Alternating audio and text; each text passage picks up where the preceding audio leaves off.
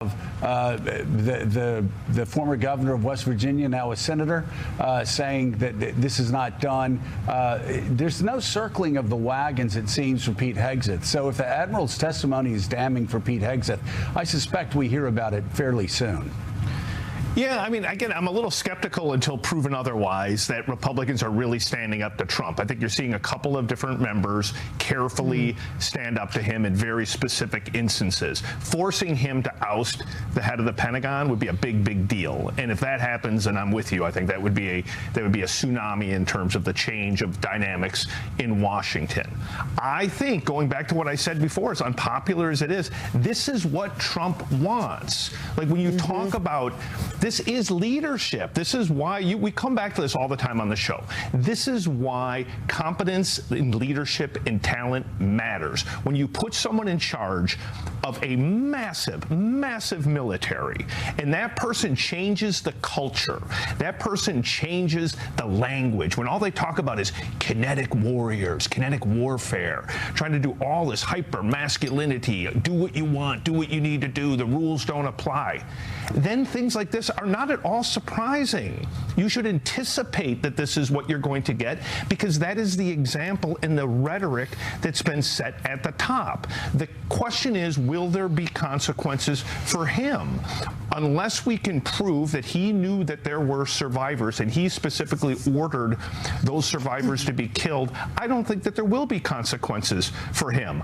And the way Trump works and thinks, the more you make it seem like he has to go or Republicans are turning on him, the more Trump does the counterintuitive things and says, hell no, I'm going to keep him.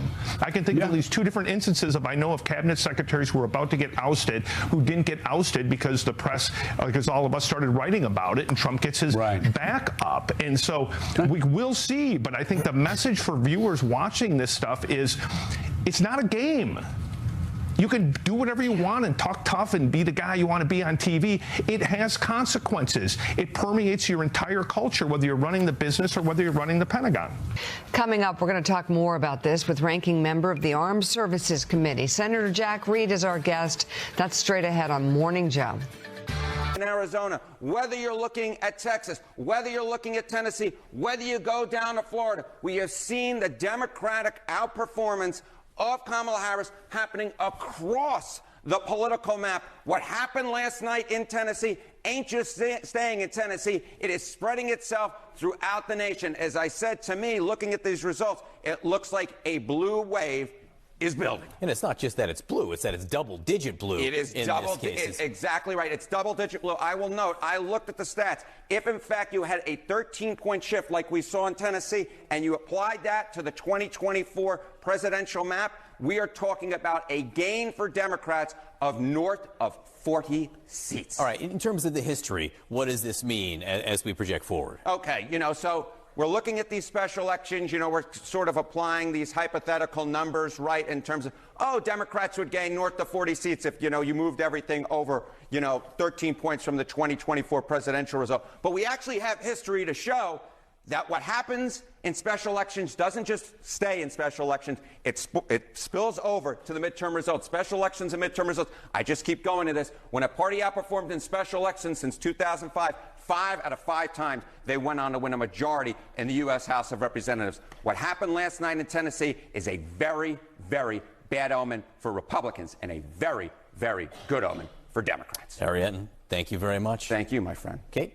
Joining us right now to discuss this and much more is Democratic Congresswoman Chrissy Houlihan of Pennsylvania. She sits on House Armed Services and the Intelligence Committee. It's good to see you. So everyone has a takeaway from last night's special election. How much are you reading into this election result looking ahead to next year? I think your commentary is spot on. The fact that in Tennessee, a place that has been significantly gerrymandered to benefit the Republicans, you saw such an enormous swing with such a good turnout is a good indicator of what will happen in the next election cycle. And I think that's because Democrats are speaking to the American people about the things that matter, things like affordability, which is a really important word, and also things like accountability, which is something that we probably will be talking about later as well. Both of those things, actually, we will get to. Let's talk about one of the things that has now just popped up about the video that you and other Democrats released saying that troops should not obey any illegal orders. The White House has accused you of sedition for saying that. There is now video that CNN has found of the Defense Secretary, Pete Hegseth, saying the very same before he was Defense Secretary, but back in 2016. Let me play this for you. I do think there have to be consequences for abject war crimes. If you're doing something that is just completely unlawful and ruthless, then there is a consequence for that. That's why the military said it won't follow unlawful orders from their commander-in-chief. There's a standard, there's an ethos, there's a belief that we are above what so many things that our enemies or others would do. Congresswoman, especially in light of what you all have faced, what do you think of that? Well, Secretary Hegseth has yet again proved my point. We all have a set of standards that we adhere to and that we're weaned on as men and women in the military and in the intelligence services, and we understand what those standards and what that ethical code is.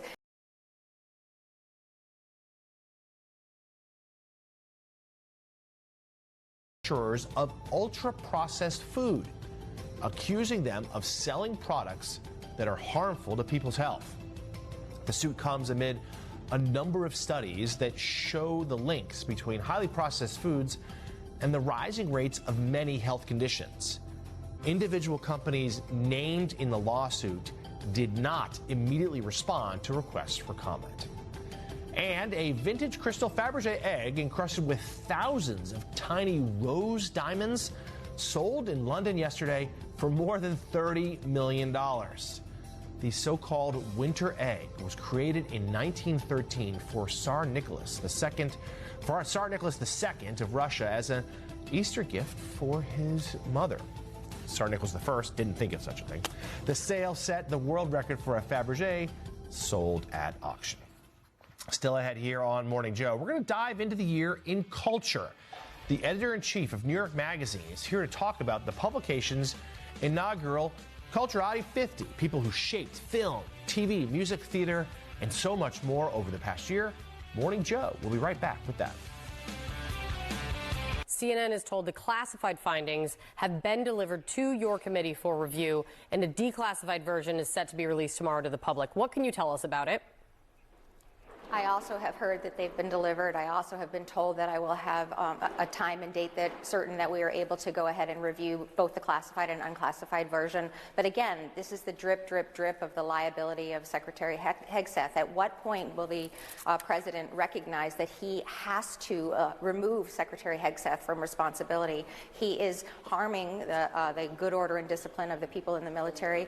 He is harming the safety and national security of America, and he's harming the safety and security of the world. So you yourself have not seen that declassified report yet, that classified report yet? No, it has just been delivered to the Armed Services and Intel Committee. Okay, good to know. You talked about it. You mentioned affordability. I did want to ask you about this. The president took a new approach yesterday in talking about the issue of affordability. Let me play this. There's this fake narrative that the Democrats talk about, affordability. They just say the word. It doesn't mean anything to anybody. Just say it. Affordability. I inherited the worst inflation in history. There was no affordability. Nobody could afford anything. The word affordability is a con job by the Democrats. Congresswoman, are you going to be using that in your reelection campaign? I will absolutely be using the word affordability, talking about affordability, and talking about that this tried and tired play of the president to sort of twist and turn the narrative to his benefit it's just standard business as usual for him. The fact that we need to talk about affordability is because he has been in charge of this government now for nearly a year, and nothing has changed. If anything has changed, the prices have gone up. I just paid an enormous amount of money for the turkeys that I needed in Thanksgiving, and even his narrative about Thanksgiving is untrue. So I think this is absolutely something that the Democrats and the Republicans, frankly, should be talking about. It's what we do for the American people. Congresswoman Christy Houlihan, thank you for coming on. Sarah. All right, new this morning, it's been 54 days since a ceasefire went into effect in Gaza, and since that time, The Palestinian Health Ministry says at least 350 Palestinians have been killed, including 2 young boys who were killed by an Israeli drone strike. Their family says it happened while they were gathering firewood. CNN's Jeremy Diamond is in Jerusalem for us. Jeremy, what are you learning about this particular strike and what happened there? Well, Sarah, this took place over the weekend, but unfortunately it is not an isolated incident. We have seen dozens of incidents in which Palestinians who cross that invisible, in many cases, yellow line inside of Gaza have been fired upon by the Israeli military. In this case, it was an 8-year-old boy named Fadi, his 10-year-old brother named Joma, who were out seeking to gather firewood for their family when an Israeli drone strike struck them where they were and killed them on the spot. Their father was actually wheelchair bound. That's why he wasn't able to go himself. His legs had actually been broken by Hamas militants, he said, after he joined desperate crowds getting aid from trucks inside the Gaza Strip. And for that reason, these 2 young boys went out to help their family survive and go out to get this firewood. Not long after they went out to get this firewood near that yellow line, their father heard an airstrike come in. He was then told that children had been killed in the strike, and it was only soon thereafter that he learned that those 2 children who were killed were in fact his sons. He said that he was only able to really identify one of his sons due to the gruesome nature of the impact of that drone strike that effectively blew one of his children's heads off. He described seeing his children as a horrific sight, and he and his family are, of course, just the latest to mourn family members in Gaza. Throughout the course of this ceasefire, more than 350 people have been killed by Israeli fire, according to the Palestinian Health Ministry. We have seen 33 incidents, according to the IDF, of individuals who've been fired upon after crossing that yellow line. In this particular incident, the Israeli military described these 2 children as suspects, saying that they were conducting suspicious activities on the ground and that they posed a threat to troops. Very hard to see how an 8- and a 10-year-old boy could pose such a threat to Israeli troops on the ground. Sarah? Horrifying what that family is going through. Jeremy Diamond, thank you so much for your good reporting there from Jerusalem. I do appreciate it. Kate? All right, breaking just moments ago, there's new data out showing that hiring dropped off significantly in the private sector last month. CNN's Matt Egan has the data just in. He's here with us now. What are you learning about this? Tell us. Yeah, Kate, this was an ugly report, right? This is really our first look at the November job market, and it is not looking good at all. So ADP says that the U.S. private sector lost 32,000 jobs in November. Now, not only is that much worse than the forecast, which was for a gain of 40,000, this is the biggest monthly job loss in the ADP report in 2.5 years. You got to go back to March of 2023. Now, when you look at the trend here, the good news, I guess, is that October was revised higher, but only slightly. What we do see is that, according to ADP, private payrolls, they fell in June, they fell in August, they fell in September, and now in November. So that means the private sector has actually shed jobs in 4 out of the last 6 months. Obviously, that's never a good sign. Now, when we look at the sectors, it's not all bad news, right? Some sectors, including healthcare, which has been a major source of demand for workers, continue to add workers, right? Another 33,000 last month. Leisure and hospitality also gaining some jobs as well. However, other parts of the service sector, including finance and information, lost jobs, significant amount of jobs, and then goods producing lost jobs as well. 9,000 jobs shed in construction. They've been hit by tariffs and immigration. This is the exact opposite direction when you're talking about the whole goal of the trade war. Yes, and this is continues a trend that we've seen, right? Manufacturing has lost jobs, according to the official government reports, month after month after month, which, to your point, is the exact opposite of those tariffs. One last point here. Look, normally investors put less weight on this ADP report because it kind of has a mixed track record at predicting those more important official government reports. But we're not getting, that's all they got. because of the government shutdown, right? We're not getting the complete October jobs report at all. We're not getting the November report until after the Fed meets next week. So this is really all Fed officials have to go by. And we know Fed officials have been divided, but I got to say, if you were on the fence about cutting interest rates, this report was weak enough where it's probably going to make more Fed officials be in favor of cutting interest rates, because it's just not painting a very nice picture at all. It's just like not a clear picture, right? I mean, just in general, but not a good one. What we do see. It's great to see you. Thank you so much. Thank you, Kate. Sarah. All right, he's the GOAT of... His regime are doing everything they can to cover up his dark, sick, dastardly past. We were wondering, okay, what was their strategy going to be to block the release of the Epstein files when, based on the current law, they must be released on December 19th. And we've been flagging here what the evolving plan was by the Department of Justice and the FBI. They were going to say that they've released all of the documents that they're required to by law and that are otherwise not prohibited by court orders. Remember last week we showed you that one of the first moves the DOJ did was they rushed into federal court to demand that grand jury testimony be released when under Federal Rule of Criminal Procedure 6E and Federal Rule of Criminal Procedure 6, this grand jury testimony is not allowed to be produced. And so what I said this Trump regime was going to do is when the federal courts denied the production of grand jury testimony, they're going to say, see, the courts are denying the production of documents, and they were going to try to trick you and trick the public that may not know about the way court proceedings work and grand jury proceedings versus the files, that, oh, look, a court's the one blocking it, so there's nothing we can do if the courts are blocking it. We have a few things happening right now. There has been public records requests made, and we have federal judges in D.C. like Judge Tanya Chutkin expediting the FOIA request, the Freedom of Information Act request to turn over the Epstein files. We have other federal judges like Judge Berman and others in New York who are basically saying to the Department of Justice, all right, based on the Epstein transparency law, tell us all the documents that are out there and let us know what's included in your file. Don't try to set us up as the court. And here's what we're seeing as well. This is what Kash Patel said when he was on state regime media, which calls itself Fox, on Tuesday evening. This is basically the plan that the regime is laying out to cover up the files, just so you see what's taking place here. Patel is responding to Laura Ingraham, and they act like the Epstein files are released. So Ingraham's like, all right, so you wait a little long, but now they're out there. So do you think that you may have took a little bit too much heat for waiting so long?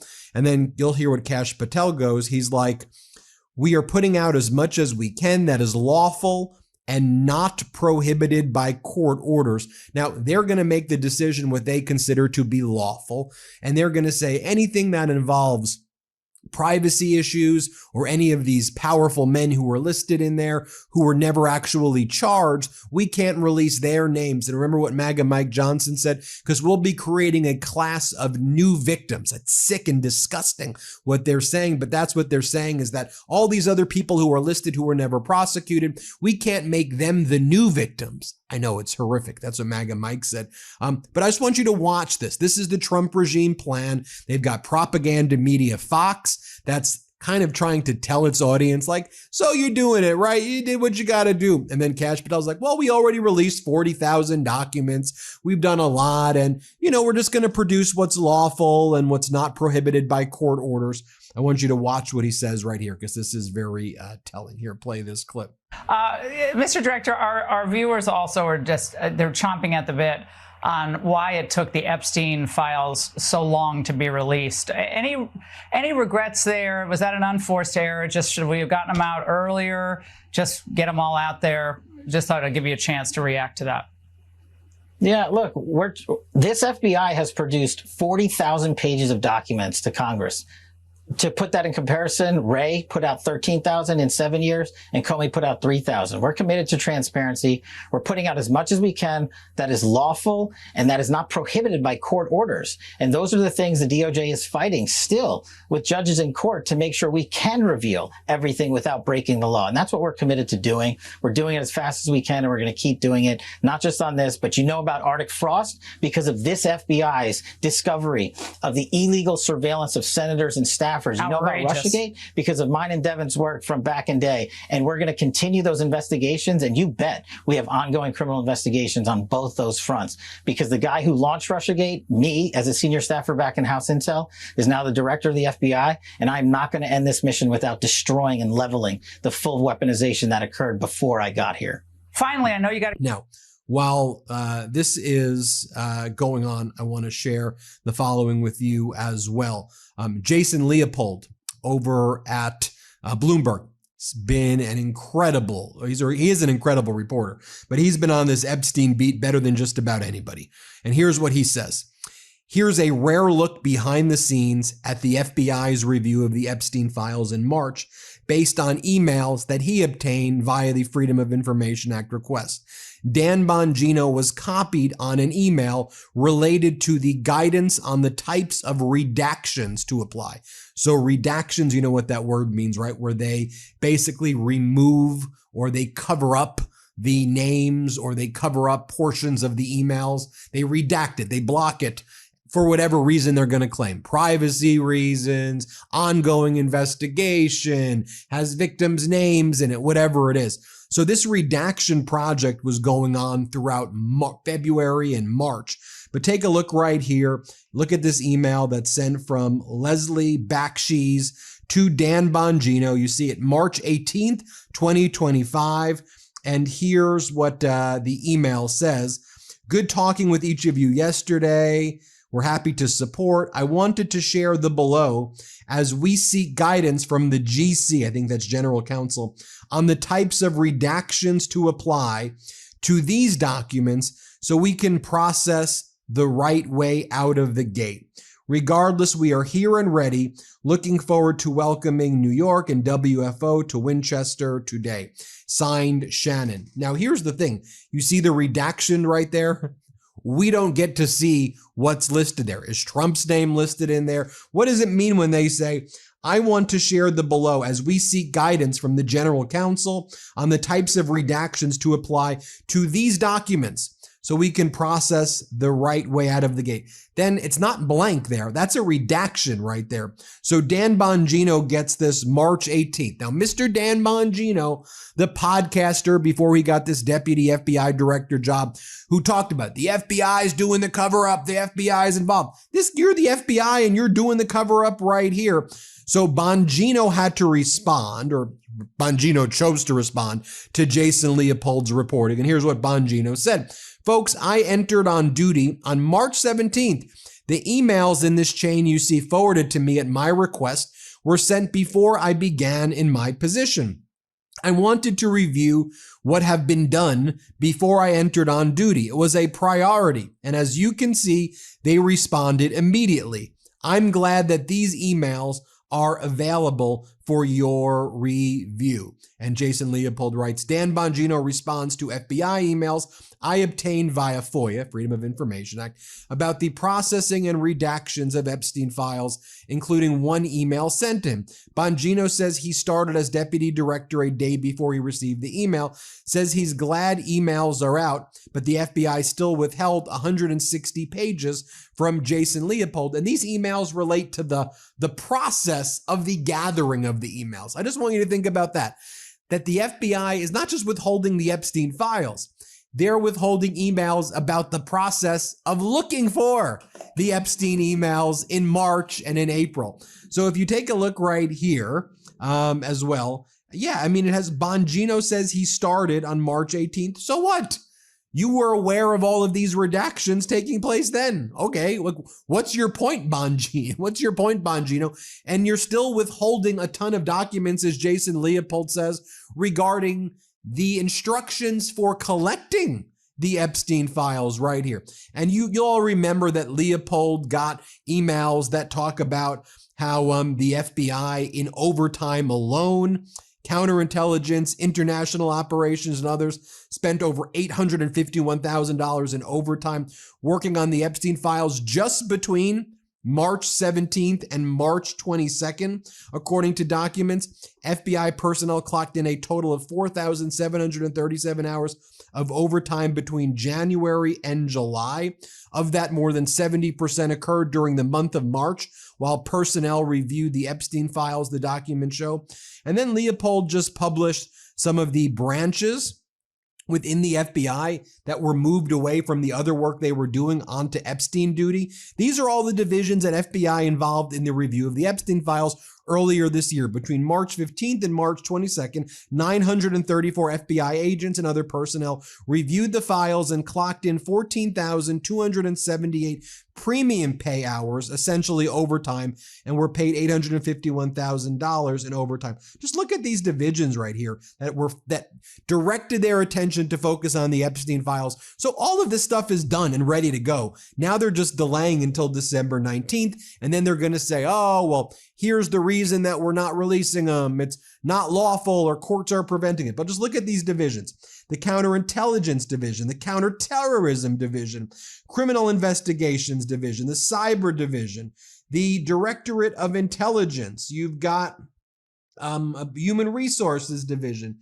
You've got Inspection Division, International Operations Division, New York City's Division, Operational Technology Division, Security Division. I mean, all of these resources were put into reviewing the Epstein files with a emphasis on redactions. Redact, redact, redact, remove, redact, cover up, cover up, cover up. That's what it means. You know, the guys at True Classics started with a really simple mission: bring premium, comfortable clothing to the masses. Mentioned the fact that the review of the documents and the evidence did not suggest that any additional investigation of third parties was warranted. What changed since then that you launched this investigation?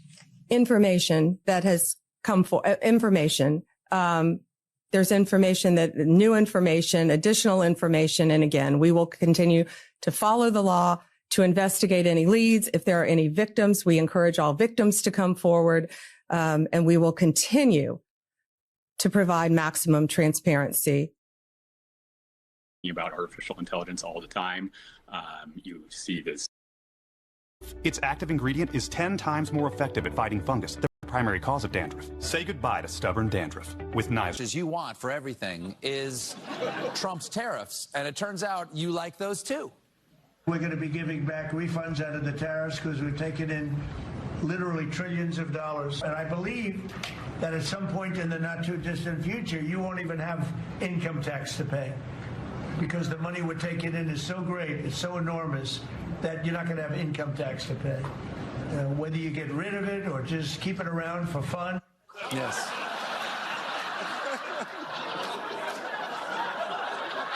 I don't know why people suspect that he's never paid taxes. He knows, like we all do, the taxes are fun. That's why the longest line at Disneyland is to get on Accountants of the Caribbean. All right.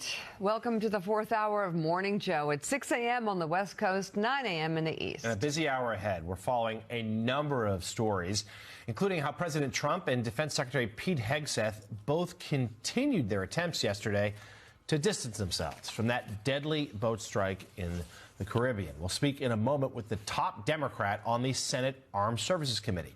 Now, at the ballot box, Republicans did win a House race in Tennessee yesterday, but it's the margin of victory that many see as a red flag for the GOP ahead of next year's midterms.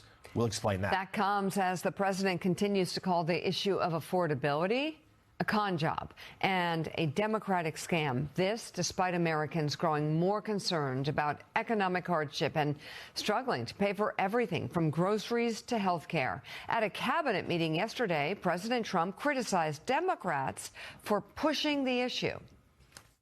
There's this fake narrative that the Democrats talk about, affordability. They just say the word. It doesn't mean anything to anybody. You just say it. Affordability.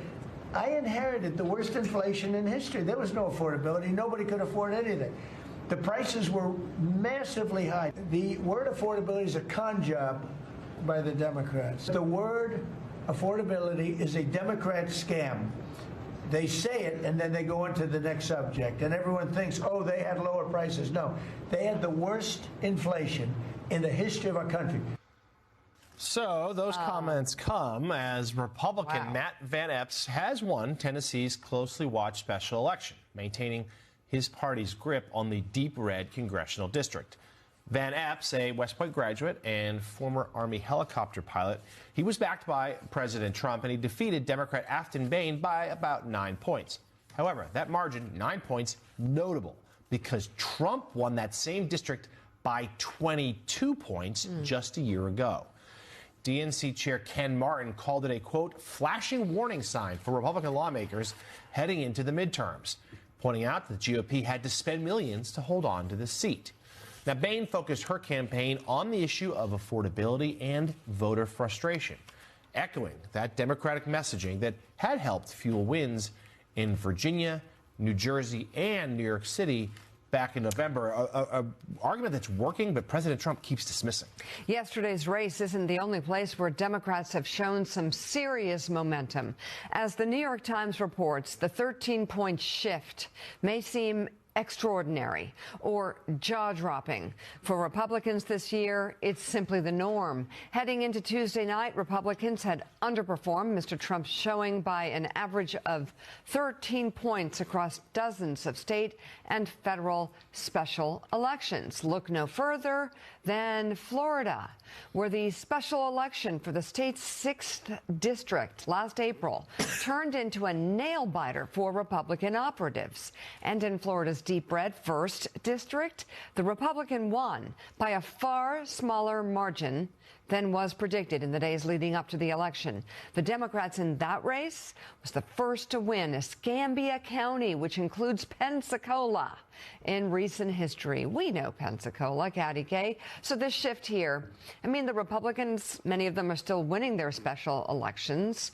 but given the last election that we just saw with the governors of Virginia and New Jersey and others winning big, there is a warning sign here for Republicans if they want to see it, or perhaps an opening if there is a Republican out there that has been looking for that opportunity to stand up to President Trump. Yeah, so it's the size of the shift in each of those races that you mentioned that is significant. We expected a Democrat to win in Virginia. A Democrat should have probably won in New Jersey. A Republican should probably win this seat in Tennessee. But in each of those, voters are sending a message, which is that they don't, given that all politics now is no longer local, it's national, they don't like what's happening at the top. They don't like what's happening in the country. And a 13-point swing is a significant swing, particularly with a candidate who was progressive in many ways, which might suit well in kind of the main strip in Nashville, but not in some of those more rural areas of that district. So I think Democrats will be looking at this. I think the question for Democrats is, we can go around the country and think which candidate suits which area. Mamdani suits New York. Mikey Sherrill suits New Jersey. Abigail Spanberger suits Virginia. The problem the Democrats are going to have is when they come to 2028 and they have to choose just one candidate to represent the party nationally. Yeah, they have years to figure that out. Right now, though, oh, but they're already thinking about it. Don't worry. I'm already stressed. But it is interesting, though, because Republicans, even White House officials, since Election Day, have really tried to gear events towards affordability. In the West Wing, they acknowledge this is an issue. Yesterday in the cabinet meeting, some of those cabinet secretaries talked about affordability.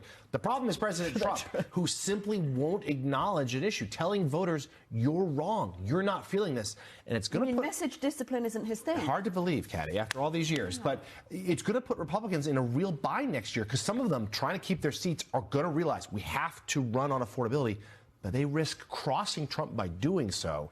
And that has not always worked politically. More on that later in the show. But now we return to our top story, which is Defense Secretary Pete Hegseth continuing to try to distance himself from a September strike on a boat in the Caribbean that was suspected of smuggling drugs.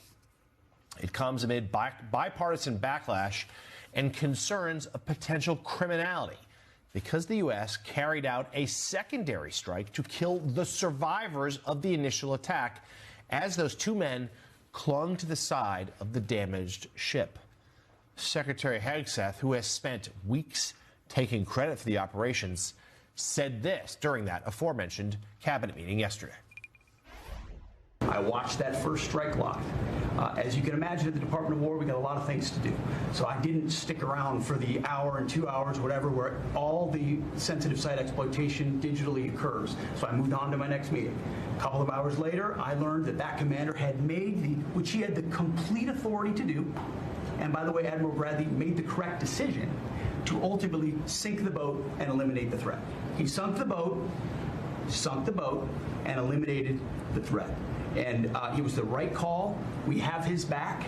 And the American people are safer because narco-terrorists know you can't bring drugs through the water and eventually on land if necessary to the American people. We will eliminate that threat, and we're proud to do it. So you didn't see any survivors, to be clear, after that first strike? I did not personally see survivors, but I stand, because the thing was on fire. It was exploded and fire and smoke. You can't see anything. You got digital. This is called the fog of war.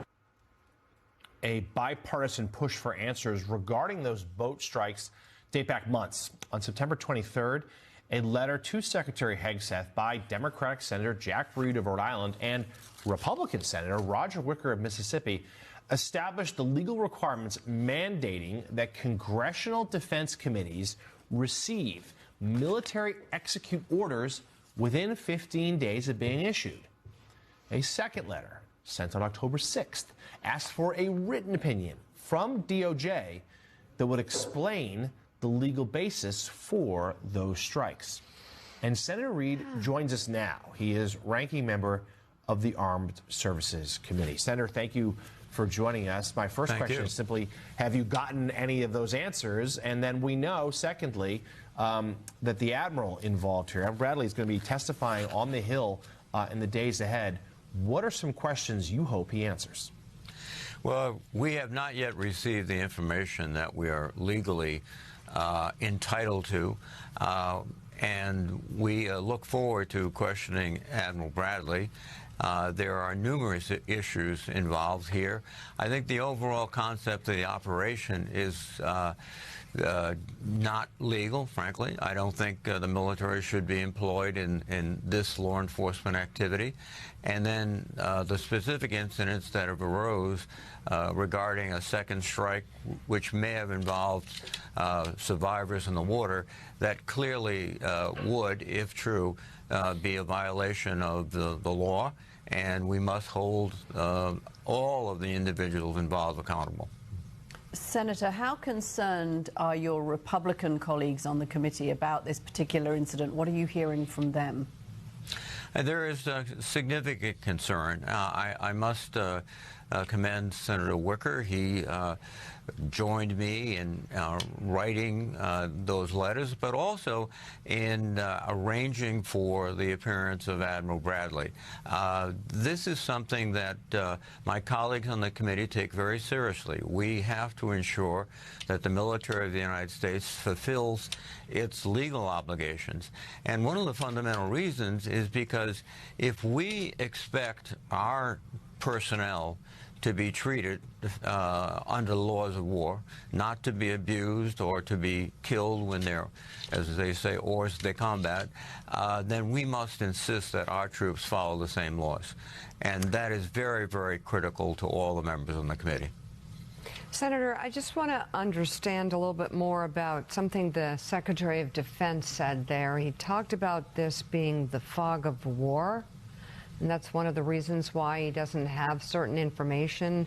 And combat.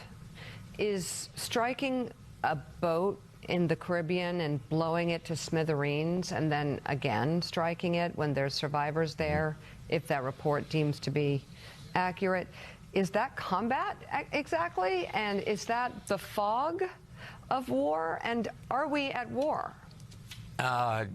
We are not at war, although the administration is, I think, inventing theories of being able to have combat against narco-terrorists. But the reality is that all of these operations were carefully planned. The initial attack on all these ships were remotely conceived. And frankly, even if the Secretary left viewing the scene, he had continuous contact with Admiral Bradley. He could exercise that at any moment. And I would think the first question that the Secretary would have asked was, well, why are you going back to strike the ship again? And my sense is that Admiral Bradley, being a professional officer, would have told him precisely the truth.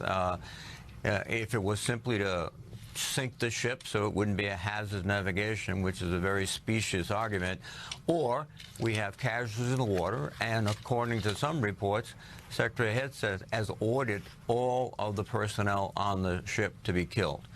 And if the admiral is carrying out that order, that's an illegal order, and we have to get to the bottom of it.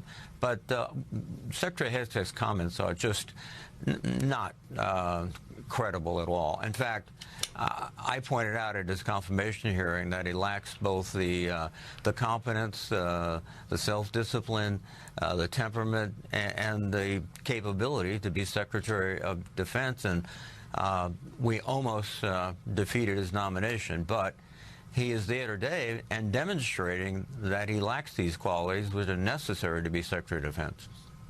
So, Senator, let's turn now to another matter involving Secretary Hegseth. That is so-called Signalgate, in which he shared classified war plans over a non-government communication system, Signal, and did so inadvertently with the editor-in-chief of The Atlantic.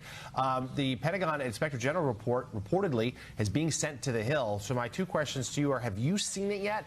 And will the public see at least portions of it in the days ahead? Well, I expect to see it this week. And it is being sent over in a classified form. Eventually, it has to be made public, in my view.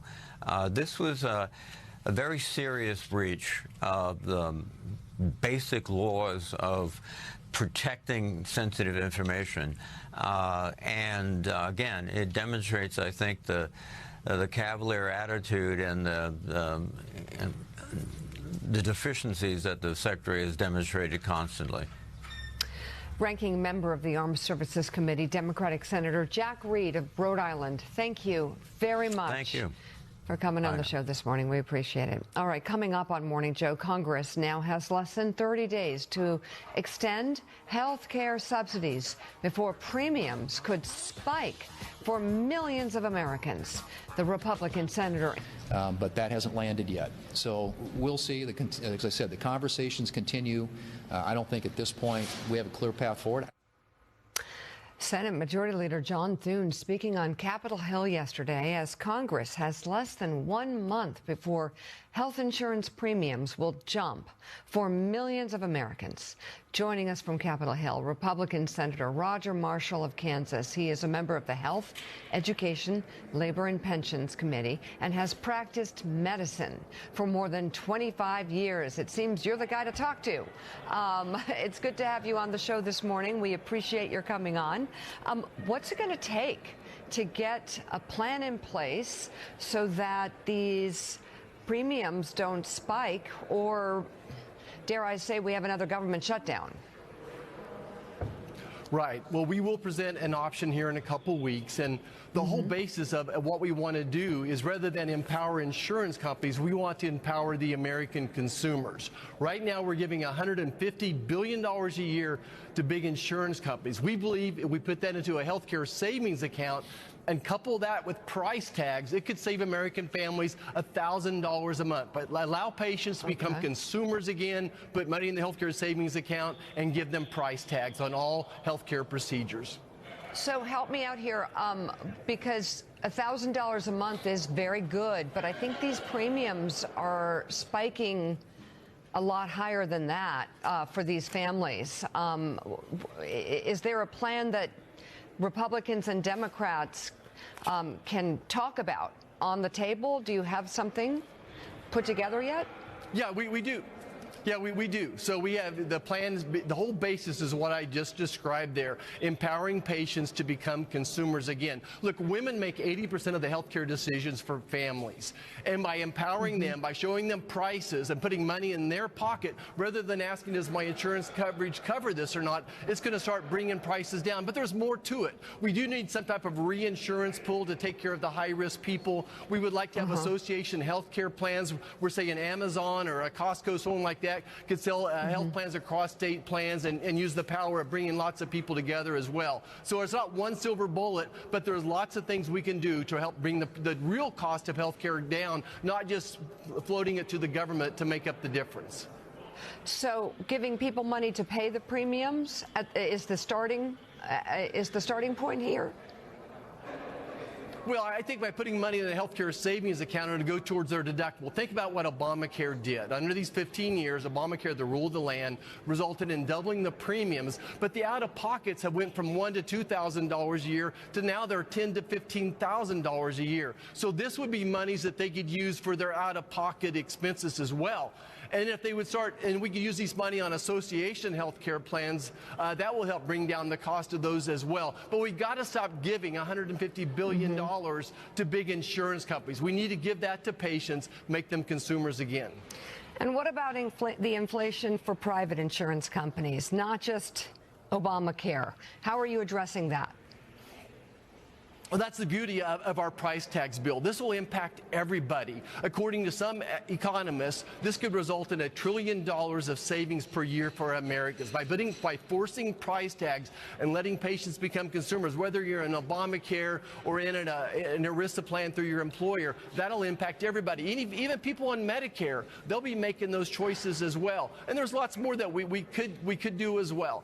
Price neutrality is something. Oftentimes, one procedure done at an outpatient center could compared to a surgical, a full service hospital, there might be a 10x difference in that price as well. So there's lots of little pieces we can pick off here to bring the cost of health care down. Senator, it's interesting because there is some overlap here between Democrats and Republicans, and that is the frustration with the insurance companies and the amount of money insurance companies are making in profit off these premiums. As you know, there are some countries around the world, Germany, for example, where they cap the amount of money that insurance companies are allowed to make. I suspect that's not going to work here in the United States. But are there some more creative models that the Senate needs to be looking at for the long term of this? Because there's nothing to you could give people $1,000 every month, but a premium can keep on spiking, and that $1,000 starts becoming less and less relevant to them, less and less helpful to them with the cost of their inflated premium. Right. So what Obama did was increase regulation and cause consolidation of the industries. So you have a consolidation of insurance companies, of hospitals, etc. So by rolling back those regulations, you're going to have more players, more competitors. So let physicians own hospitals again is one simple solution. Breaking up the pharmacy benefit managers, 3 of them controlling 85% of the industry as well. So I think it's all about increasing competition. Obamacare did just the opposite. All these rules created overregulation, created consolidation of the industry, just like Dodd-Frank did to banking. Senator, we want to turn now to the matter of the boat strike in the Caribbean, the reporting about the September 2nd strike, which included a subsequent rocket that was launched that killed a couple of men who were hanging on to the side of the boat. We heard Secretary of Defense Hegseth offer his explanation yesterday as to what happened. You voted to confirm the secretary back in January. Some of your Republican colleagues have called into question what happened there. We know there's going to be some hearings on the Hill in the next couple of days, some closed-door testimony. Do you still believe Secretary of Defense Hegseth is the right man for the job? What concerns, if any, do you have about what you learned about the September strike? Yeah, I stand beside Secretary Hegseth. I'm reminded of something President Eisenhower once said, that I hate war as only a soldier who lived it can, with all its brutality and futility. Look, we're losing 200 Americans every day to drug poisoning from these drug lords. This is a war, and it's ugly. War is never pretty. I want to gather all the facts, of course. Let's gather the facts, but let's not pronounce judgment here. All I can say is that strike probably saved thousands of American lives. Again, we're losing a couple hundred Americans every day to this drug poisoning, and I think that these strikes are slowing down the import of those deadly drugs. Emphasize, this is poisoning, not just overdoses. These are poisonings.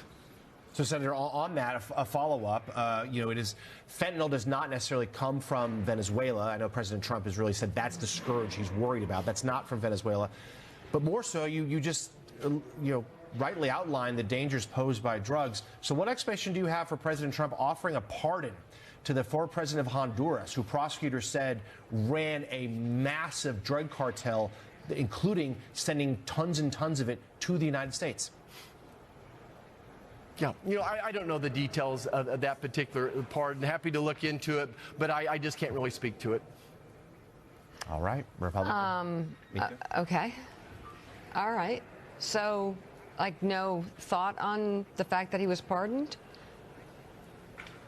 Well, again, I think it's unfair to, without me researching the details of that pardon, to give you any type of an answer. You know, I'm a doctor. If you ask me a question, I don't have a good answer or a factual answer, I'm going to say I don't know. I'm happy to go research it. I'm really locked in on healthcare right now, trying to bring down the cost of healthcare for Americans and make our lives more affordable. Republican Senator Roger Marshall of Kansas, thank you very much, Doctor, for coming in this morning. We appreciate your insights. All right, take care. Coming up on Morning Joe, you know our next guest from her iconic roles in Good Will Hunting. Expect a Republican where the last Republican did in the last midterms. This is, look, I think they're relieved and Democrats are encouraged. They're relieved that they didn't lose a seat. But I would not, if I were advising the Republicans, and I'm sure their advisors are telling them, we survived, we didn't thrive, and this is another warning sign about the midterm. And health care was a big issue in that campaign, the expiring Obamacare subsidies. That was what she ran on. There's no resolution on that on December 3rd. No, I think this is interesting. How will members of Congress who are now right up against it, the Senate's going to vote, probably do nothing, how are they going to deal with this issue of these expiring tax credits for the Affordable Care Act? And I read the result. Look, the Republican in the race his ads at the end mirrored the Democrat. Affordability, health care. What are they going to do? Are they actually going to let these exponential increases in premiums go through? If they do, I think they do it at great peril. Yeah, look, I don't think we even understand what the political consequences would be because we haven't seen anything like that happen so quickly, relatively speaking. And John, we ought to point out that it's coming at a time when healthcare premiums overall are rising, and people are not going to distinguish between the Affordable Care Act premiums and the general rise in premiums. They're going to look at it and they're going to say, they didn't do anything, and now I'm paying. You talked about affordability. Yes. President Trump spoke a little bit about affordability in a way that I think probably alarmed some of his political advisors. I would think so. Listen. There's this fake narrative that the Democrats talk about, affordability. They just say the word. It doesn't mean anything to anybody. They just say it.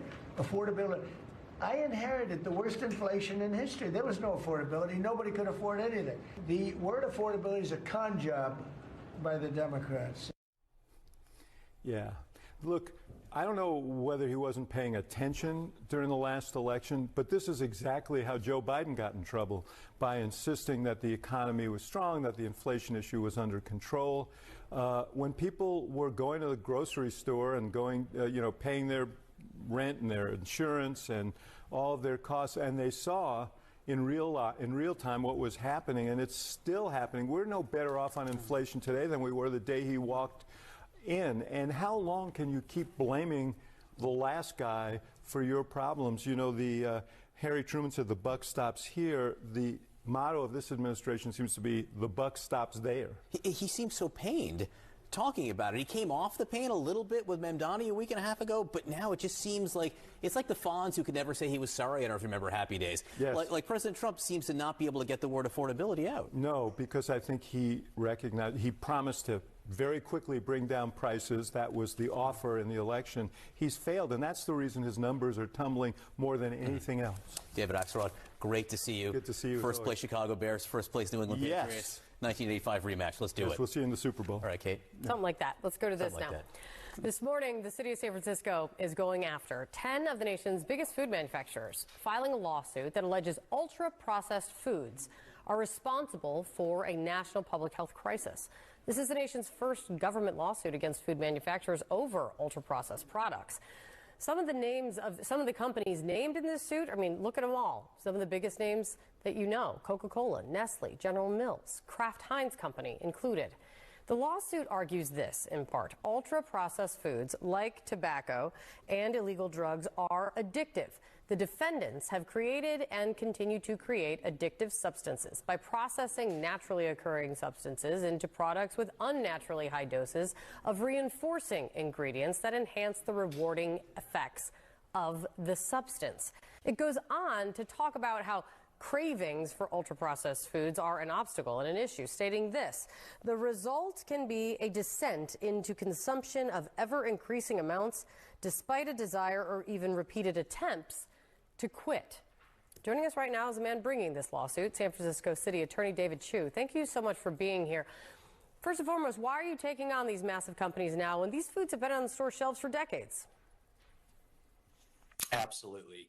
Well, our case is about companies that over the years design their products to be addictive, marketed them to maximize profits. And as you've said, like the tobacco industry, they knew their products have been making people sick, but they hid this truth from the public. They made billions upon billions, and they've left us taxpayers and patients to clean up the mess. And what's different now is in recent years, there have been many, many studies, enormous data sets that have confirmed this link between ultra-processed foods and very significant chronic diseases. So CNN has reached out directly to all the companies involved, and we have just received a statement from Consumer Brands Association, which is the trade association that represents food manufacturers. They're pushing back against your lawsuit, saying this in part in their statement: there is currently no agreed upon scientific definition of ultra-processed foods, and attempting to classify foods as unhealthy simply because they are processed or demonizing food by ignoring its full nutrient content misleads consumers and exacerbates health disparities. How can you win if there isn't an agreed upon definition of what fits into this category of food? Well, the industry is just trying to distract. This is really a red herring. There are clear definitions with scientists. There are clear definitions in my state of California on what ultra-processed foods are, and their foods fall under these categories. And the reality is their foods are creating chronic diseases. So heart disease, type 2 diabetes, obesity, kidney disease, depression. This has been particularly alarming with children who are experiencing obesity and type 2 diabetes at levels that we have never heard. And the industry isn't responding to that. And they've known about this for many, many years, going back decades. And we describe in our lawsuit how they've known about it and yet continue to move past that, pulling plays from big tobacco, employing the same scientists that addicted us to generations of tobacco usage, bringing them to this new industry to make food that isn't food, food that's not found in nature, that's created by combining artificial chemicals with industrialized processes, and food in which addictiveness is a feature and not a bug. This also is kind of a rare moment and a very rare issue of a kind of bipartisan agreement, if you will, between San Francisco and the Trump administration. I mean, the HHS secretary has taken on ultra-processed foods in a way that really others have not, calling them poisons, wanting to target them and to root them out. Do you have an ally in RFK Jr., do you believe? And what do you want the companies to do with this? What do you want the end result of this lawsuit to be? So it is a bit coincidental, and I think it is a result of the fact that there's been a tipping point in the science. The international scientific community has consensus that ultra-processed foods are bad for health. They are literally making us sick, plain and simple. And Americans from across the political spectrum agree on this, including RFK and the MAHA movement, as well as Californians whose politics are a bit different. I've been thinking these days that even a broken clock is right twice a day. We may disagree with RFK on many things because we follow the science, but in this case, we're all following the science. So what do you want the end result to be of this lawsuit? So a few things. We want to ensure that this industry stops deceiving the public about its products, particularly when it comes to advertising. They've been bombarding kids with product messages and advertising with their cartoon mascots, Tony the Tiger, Fred Flintstone, Paw Patrol. They're integrating their market with Disney and Nickelodeon and Nintendo and Marvel. They're targeting low-income communities, particularly low-income communities of color. So we want them to stop that, but we also want to ensure that there is accountability. They have caused billions upon billions of dollars of healthcare costs on Americans. This has been incredibly burdensome for cities like mine, states, public health systems. We need to make sure that they are addressing the harms that they have created, and we've asked for restitution, as well as for civil penalties to ensure that that is the case. We're not asking for the products to be banned. We're simply asking for Americans to know what it is that they are consuming, particularly when we're talking about food that has created a public health crisis with skyrocketing healthcare costs. David Chu, the city attorney of San Francisco, thanks so much for coming in. I appreciate your time. John. All right, Costco suing the government over tariffs. What are Americans saying about who they blame for rising prices? And the GOAT. This week on Chewy, shop and save. Mass resignations at the DOJ and FBI are being felt. I quit. It's what some of the top DOJ and FBI officials had been saying now for many, many months if they weren't unlawfully fired or pushed out because of their talents or because of the way they followed the law.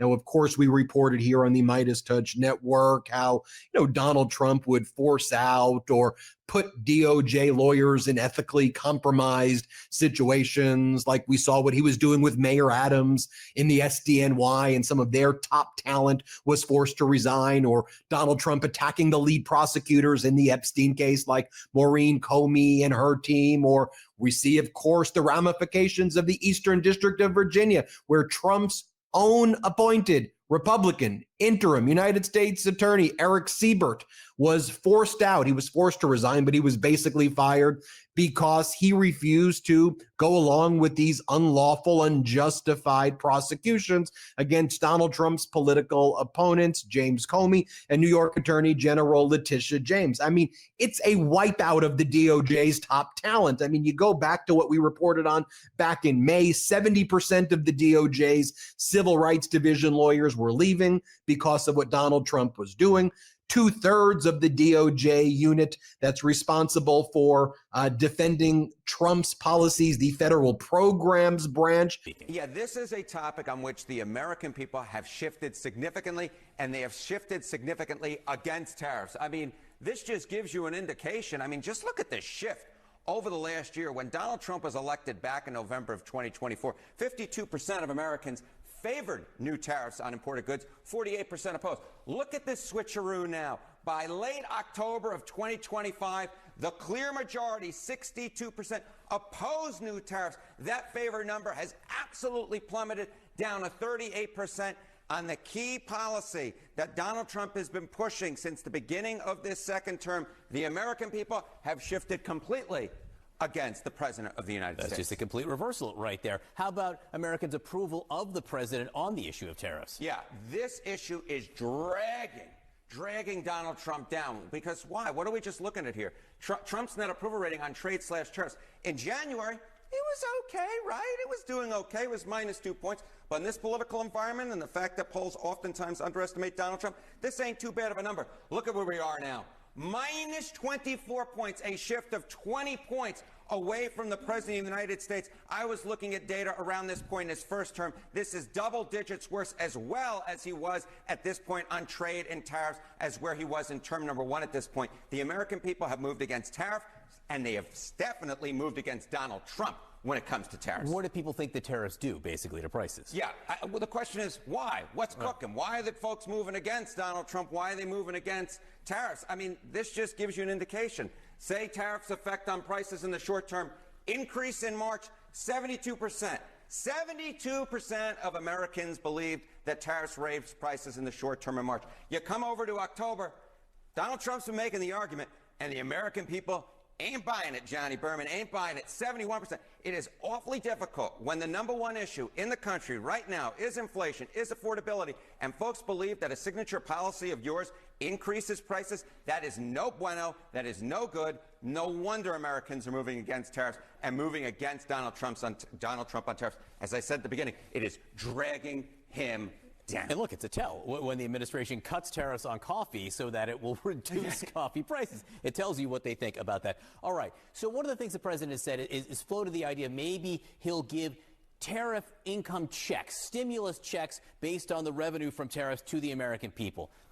Do American people Do they feel like these checks are coming? Yeah, okay. So, one of the best ways we can look at this is the prediction markets, because they give you an indication of where people are putting their money where their mouth is, right? Do they think that the tariffs, that these rebate checks are actually coming? And at this point, no. No, I mean, Trump tariffs, the tariff stimulus checks are sent to Americans by August of 2026. It's a 25% chance. That's a 1 in 4, so that's not nothing.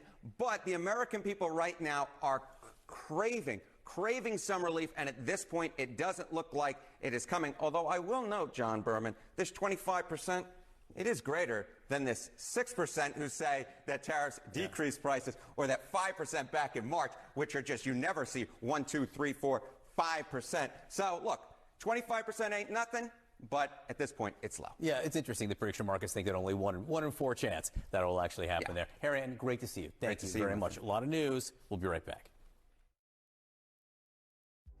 The Odds, brought to you by Kalshi Prediction Market.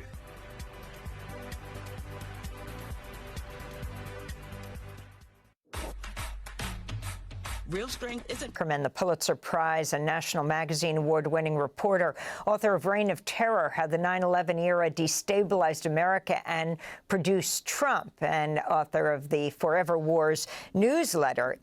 You wrote a very interesting piece, Spencer, The Legacy of the War on Terror Reaches South America. As we talk to Rodolfo Pastor and Dana Frank, can you talk about this moment where President Trump has said he's going to pardon a major convicted drug trafficker who is supposed to spend the rest of his life in jail, and the bombing of supposed drug boats in the Caribbean and Pacific, and the closing of the airspace over Venezuela, saying he's about to attack it for of the war on terror reaches South America.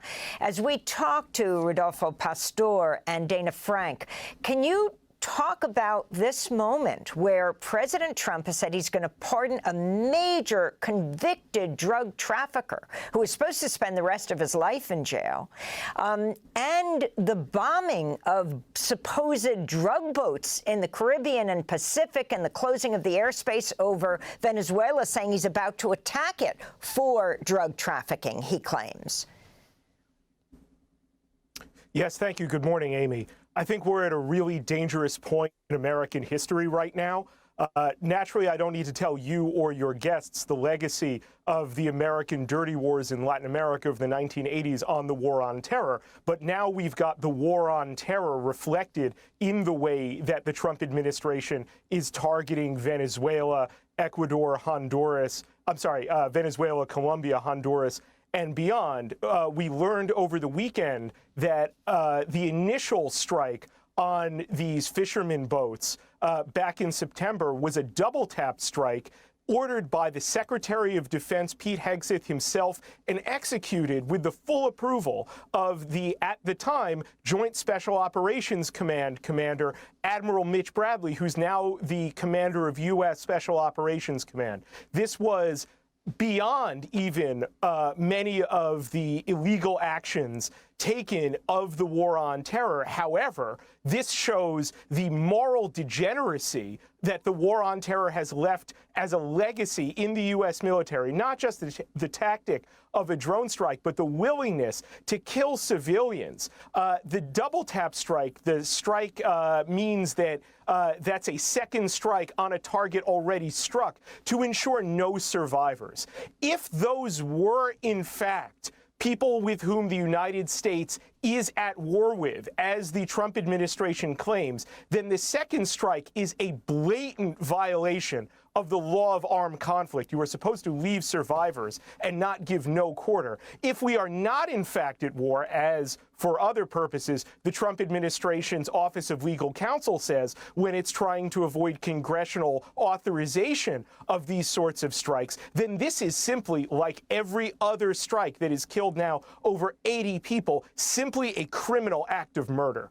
I mean, you have now Republican-led committees in both the House and the Senate saying they're going to hold oversight hearings to investigate the Pentagon's attacks on the boats, particularly that one September 2nd, where 2 men survived, were hanging onto the boat, and they struck it again. You have President Trump trying to defend Hegseth, who sources say was the one who ordered the second strike. And what did he do last night? That's Secretary of Defense Hegseth. He tweeted out or put on social media a meme of the children's cartoon character Franklin the Turtle opening fire from a helicopter on boats below. Both the House and Senate, Republicans and Democrats, like Senators Reid and Wicker, calling for an investigation into war crimes here. And this goes together with the senators and the Senator Senator Kelly in Arizona and the other Congress members, former military and intelligence, saying, do not follow illegal orders. It doesn't matter if you were ordered from a superior. You will not be protected if you engage in war crimes. This is a make-or-break moment for American democracy. We need Hegseth impeached. We need Bradley impeached. Obviously, there's a separate question about Trump, who's ultimately responsible for this. But these men must not be permitted to remain in their jobs. They are turning the military into a criminal operation. We can have a great historical debate about all of the steps necessary to produce that point and previous examples of military commanders following illegal orders. But this is unambiguous. This is as bright line of violation as it gets. This turns the military into something that I think even those Republicans on those committees who have been willing to put up with and have been complicit in so much, as frankly have the Democratic members, this is a step too far. But if there is no accountability for this moment, we should expect it to repeat. And Democrats calling for investigation. The top Pentagon lawyers, the military lawyers who would say to Hegseth this is illegal, he fired them many months ago. As well as he fired the Joint Chiefs of Staff chairman simply for being black. This is someone who never should have been anywhere close to the office of the Secretary of Defense, one of the most powerful offices in the world. I want to point out a really important forthcoming date. That's December 12th. Reportedly, December 12th is the final day that Admiral Alvin Halsey, the Southcom commander who apparently quit to refuse these criminal orders, is out of his job and out of the military. It's going to be crucial to bring Halsey in front of congressional hearings to talk about exactly what he did ahead of his decision to quit, what Hegseth ordered him to do, what others inside the Secretary of Defense's office ordered him to do that apparently he was not willing to do. This is going to be a crucial moment of investigation if we are to recapture any semblance of lawfulness over the U.S. military. Thanks for watching, But they've got footage, they've got recordings of, you know, gang members saying that this was basically ordered by Diddy. Whomever you choose to believe, they've got it, they've got the footage. And I really just want to hammer home really quick the hubris of Diddy to have a film crew following him while he's going through all of this legal drama, almost as if I'm going to make a behind the scenes video of me being exonerated. That type of arrogance always leads to destruction. Shagun Oduwolu, thank you so much for walking us through that. A lot of people watching that. Appreciate it. Thank you so much for joining us today. This is CNN. Right now on Ana Cabrera reports, fog of war. The defense secretary saying that's why he didn't see survivors of that controversial boat strike before a second hit. As his story shifts and new fractures emerge for the White House. We'll speak with Congresswoman Maggie Goodlander, one of the Democrats who urged troops not to follow illegal orders. Also this morning, Tennessee tussle. Republicans win a tough fight in a Trump district that's now raising red flags ahead of the midterms. And the president tells Somali migrants to, quote, go back to where they came from. We'll talk to Congresswoman Ilhan Omar, who the president targeted directly in his disparaging remarks. As reports swirl, a crackdown could be coming to Minneapolis.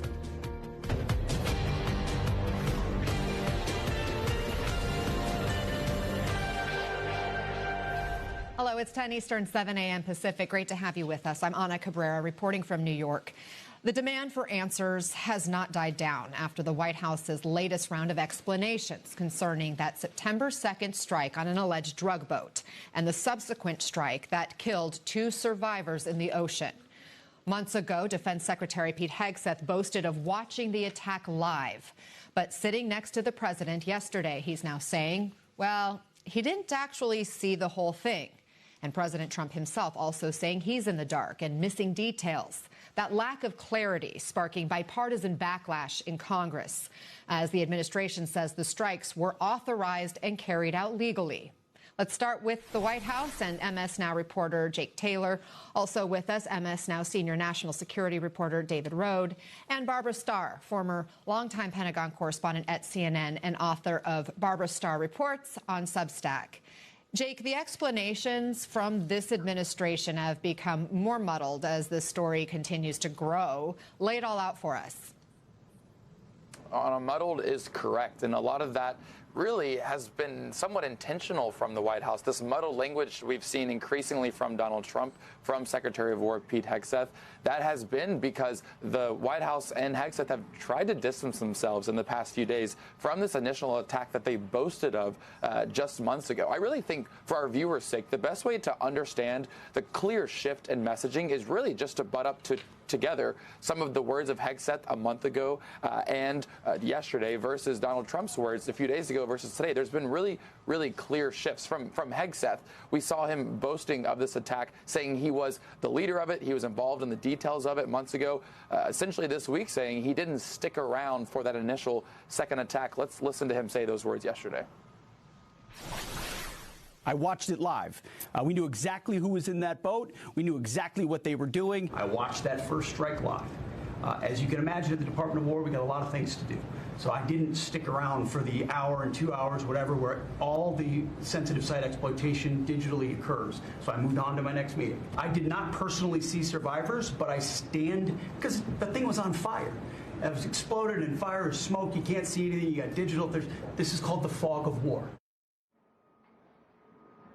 Anna, that fog of war comment, really notable from Hegseth, as he again tries to distance himself and put some distance between him and the leadership that he said he initially oversaw there. Also, Donald Trump, we've seen a strong shifting in his language over the past just few days, from Sunday to the cabinet meeting that took place yesterday. And I really want our viewers to notice the reframing that Donald Trump makes in this cabinet meeting, where days ago he had said that he would not want to see, if a second strike had happened, that was not something he would have wanted to see. Whereas yesterday, he didn't refer to it as 2 separate strikes. Instead, he views it all as one singular attack, a very Trumpian type of reframing of the language. Let's listen.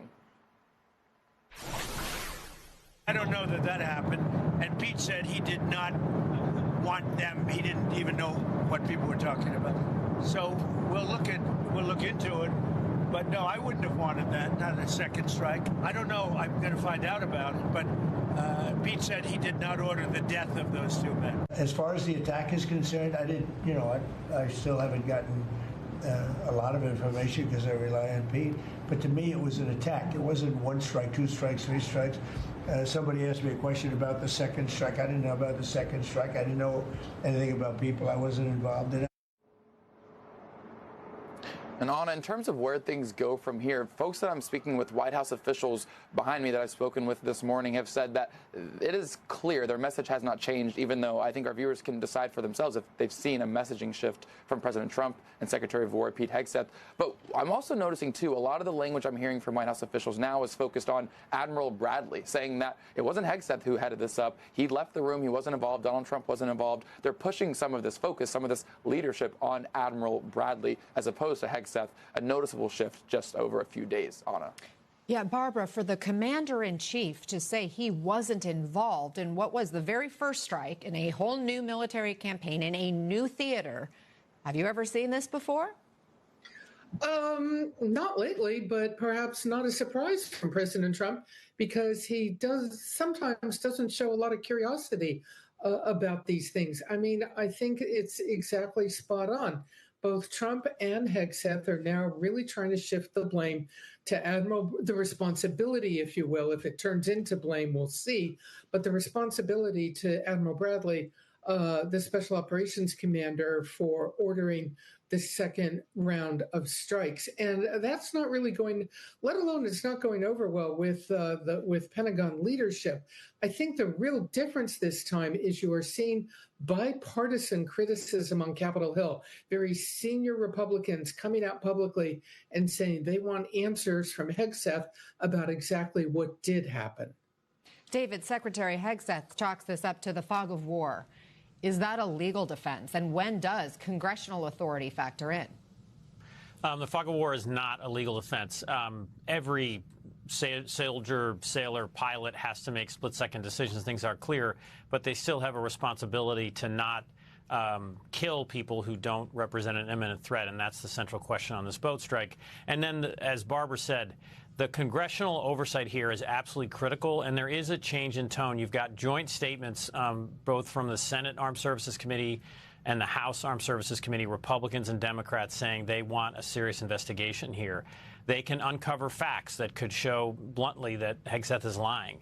They could uncover there are orders that could say that Hegseth gave an order for there to be no survivors, and he's sort of throwing Admiral Bradley under the bus. And you hear this also from other Republicans. Rand Paul talked about this yesterday. He says himself that the fog of war is not a defense for what may have occurred here. And have a listen. None of these boats are coming to America. It's a completely made up and false sense that, oh, we're at war, we can do whatever we want. But if Congress wants to vote on it, no, we're not at war. So they're at war if they can do whatever they want with no oversight. But if Congress were to get involved with oversight, it's not a real war. It's just a war where we name people who we don't like, we call them terrorists, and then we kill them. And then if we see them floating around in the ocean, we then re-bomb them. And this is the political challenge for President Trump, and it's Hegseth who's really in danger here. If there are extended hearings on this and Hegseth has to testify under oath, the president doesn't like those headlines. So I think members are aggressively going to question Hegseth. I think they're going to be more hesitant to challenge President Trump himself, but this could turn into a serious political problem for the White House, and that will frustrate President Trump. The controversy and concerns not going away, that's for sure. Senate Majority Leader John Thune dodged when he was asked if he had confidence in Hegseth. Let's listen. I think the Trump administration and the peace through strength policies that they are employing around the world are making our country safer. And so Secretary Hegseth is a part of that.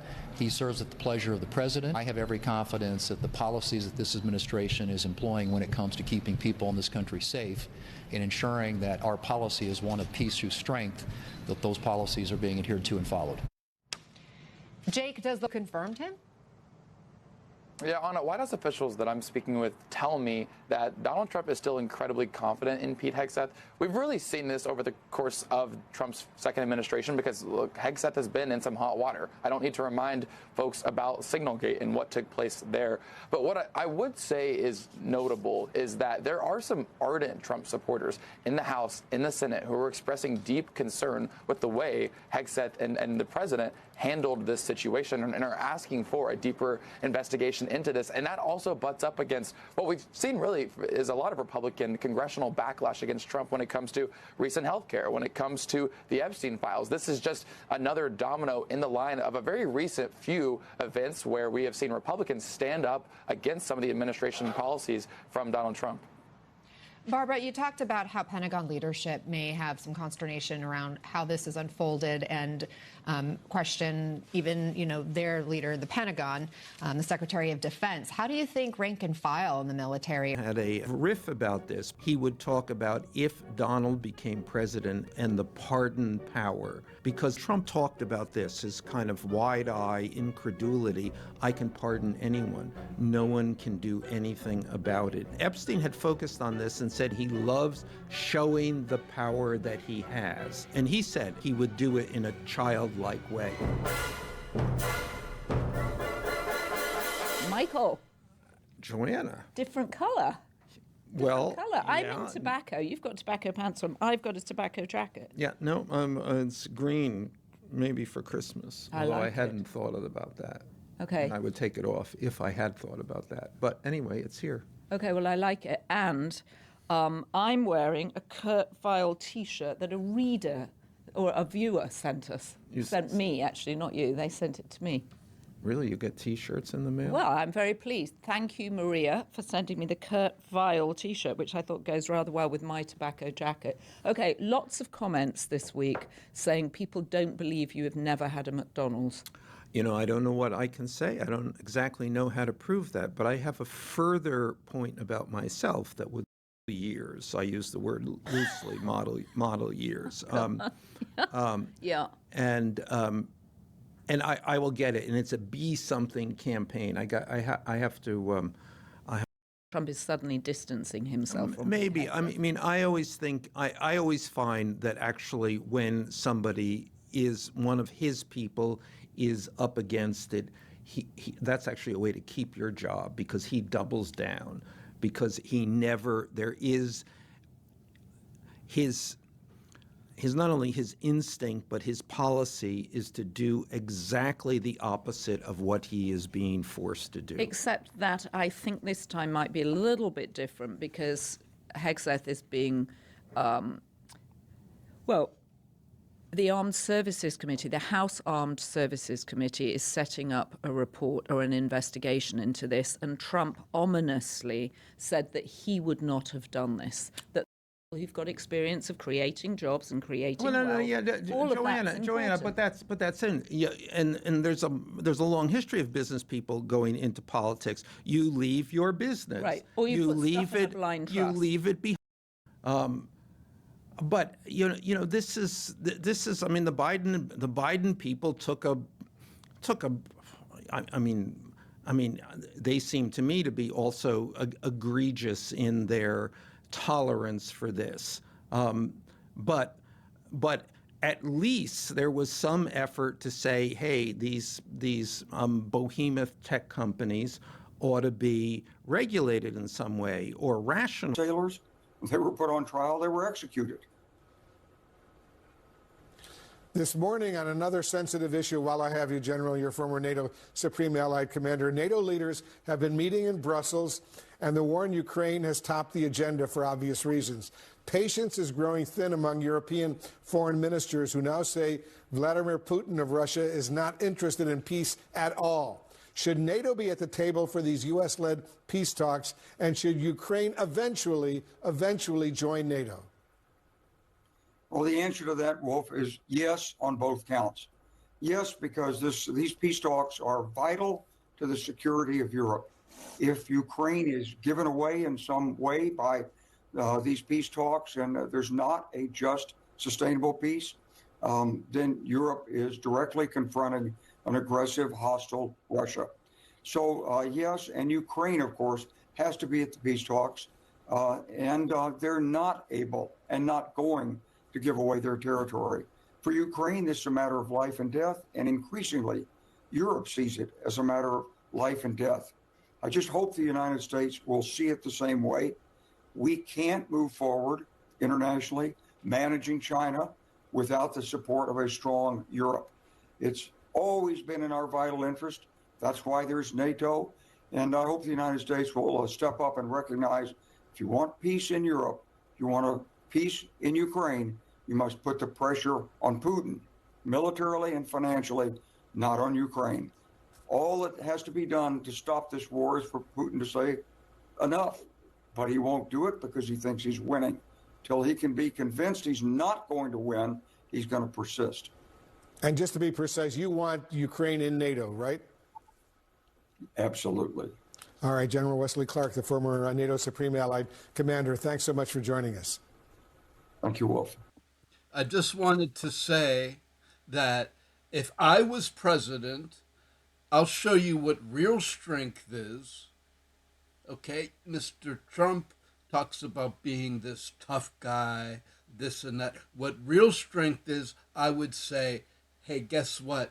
Ukraine, you're in NATO. We're going to vote to put you into NATO. And Putin, you've got to get the fuck out of Ukraine. You got to leave Crimea and go. We don't want peace. We want you to go. Okay? And I would bomb the fuck out of them. I would do whatever it takes to support Ukraine, even if that included bombing them my fucking self and saying, no, Russia, you got to go the fuck out of Ukraine. And by the way, Ukraine, you're in NATO. Okay? That's what real strength would look like in this matter, you know? Thank you.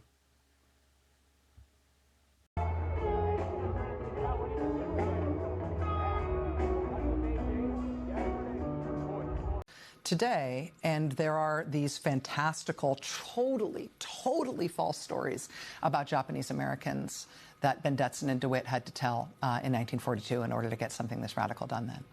There is sort of one of the heroes is the person who possesses the intelligence that naval intelligence proves officer that no Japanese Americans were aiding or abetting Japan at all. Yeah, there was only about a dozen people in the entire U.S. military. By the time we went to war with Japan, only about a dozen people in the whole military who spoke Japanese. That's incredible. Yeah, and one of them was a Navy lieutenant commander named Ken Ringel, and he had lived in Japan. He spoke multiple variants of Japanese. He was really good with languages. He also was really good about cultivating sources in the Japanese American community, and he was sent out to the West Coast before Pearl Harbor ever happened to say, if we do end up going to war with Japan, I want you to assess the loyalties of Japanese American communities. Are they going to side with Japan if we go to war with Japan? And he integrated himself into those communities and found that those communities were absolutely loyal. They were going to be loyal to the United States, but that Japan was spying here. There definitely was, Japan was doing what Japan was going to do. They were about to go to war with us. But Ken Ringel orchestrated a break-in of the Japanese consulate in Los Angeles, got their lists of spies and agents, busted all of those, and also got from the Japanese government's own files in Japanese, which he spoke and read, their very angry conclusion that they could not persuade any Japanese Americans to participate in what they were doing. They said they didn't trust Japanese Americans, they were unreliable, they were distressingly loyal, and they were of no help to them. So Ringel had them dead to rights, that Japanese Americans were an asset to this country in the fight, not a threat, and that we should work. They were the best assets that he had in combating real Japanese spying. But instead, for racially driven reasons, these bad actors at the Western Defense Command cooked up this plan that was counterproductive for our national security, and that was one of the worst civil liberties violations in the history of the United States. Why do you think people didn't protest? There were some protests, but they were small. And I think a lot of it was driven by the kind of fear that was stoked by those fake conspiracy theories. I also think the United States was going to war, and we had a lot of stuff going on, and people were afraid to do it.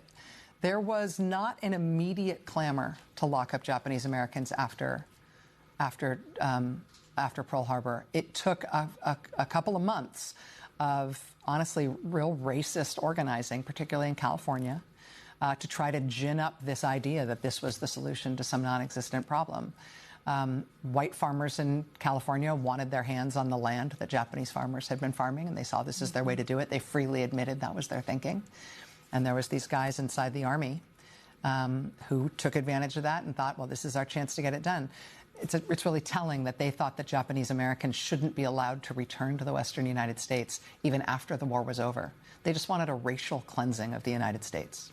It's unbelievable. Let me, before we lose you, ask you quickly how you're feeling about where we are as a country. Because I know since day one, you've helped train our eyes on the country.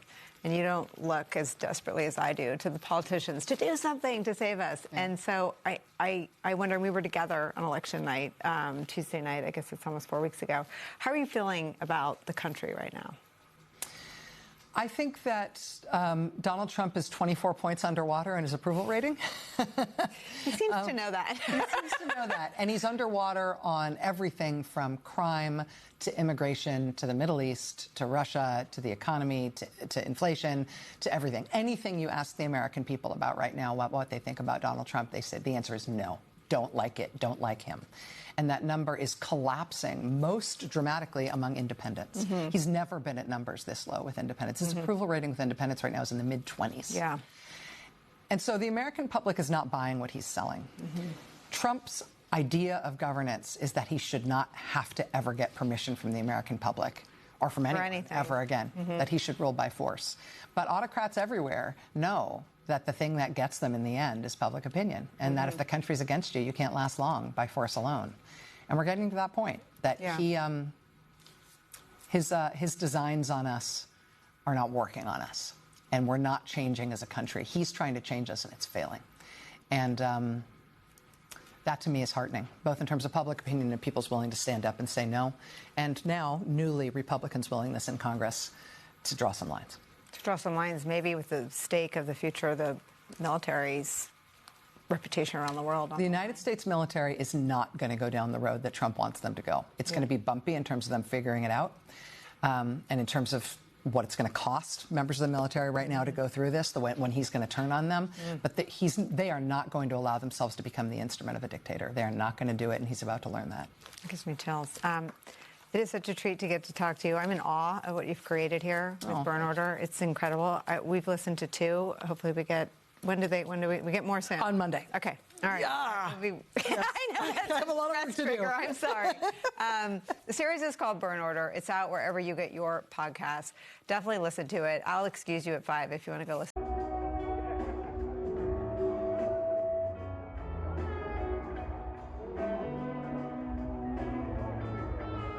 I love Tesla.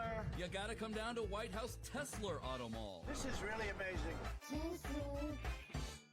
Gave these back-to-back gestures that people are saying mimicked a Nazi salute. You see it there. Elon Musk has not directly addressed this, but he has appeared to edit out that gesture from the video that he posted on X, the platform he, of course, owns. Help us understand what transpired. Thank you.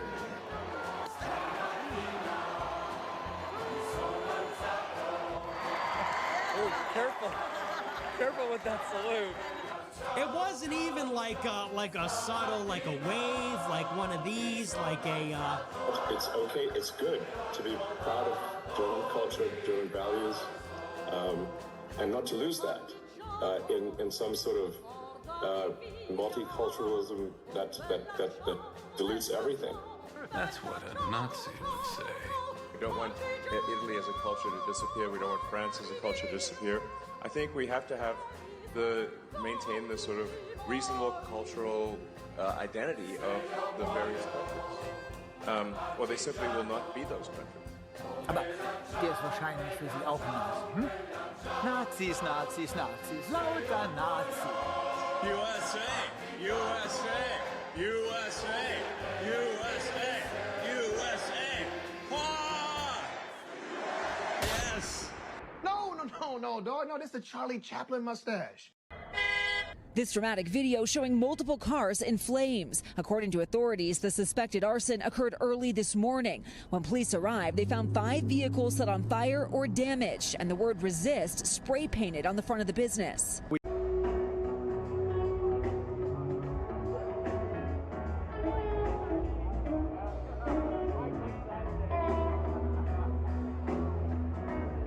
Into this conversation, you have a new piece in Zateo headlined, "He Killed for the CIA in Afghanistan. Trump blames Afghan culture instead of Langley's." Can you elaborate? Yes, your guests have spoken very eloquently about the betrayal and the dishonor that the collective guilt of Afghan refugees ascribed by the Trump administration for this horrific murder is having. What we're focusing on less is that the person who committed allegedly these crimes, Lachenwall, had a gun put in his hand when he was a child by the CIA. Apparently, when he was 14 or 15, he was brought into the Zero Unit number 3 around Kandahar. Apparently, his brother told the New York Times. Apparently, his brother, the New York Times reported, was a deputy commander of this unit. This unit was a death squad. The United States made this person into a child soldier, and now is experiencing what I think is one of the most horrifically bright line cases of imperial blowback that we've seen throughout the war on terror. If the United States wants to find out whose culture is responsible for this horrific crime, it needs to start by knocking on doors at Langley. And as well, the Afghans who ran the U.S.-backed Afghan intelligence service known as the NDS. It was this culture of violence, of impunity, of murder for political reasons that had a specific role, we'll find out more at trial, of shaping Lachenwall and his circumstances. To blame the Afghans who came here as refugees, desperate, overwhelmingly, as your guest said, who worked with the United States, who served the U.S. war effort, is perverse, and it is ultimately a cover for allowing the U.S. to continue to create death squads, to outsource its most murderous and its most despicable wartime actions to locals who then it can blame them for.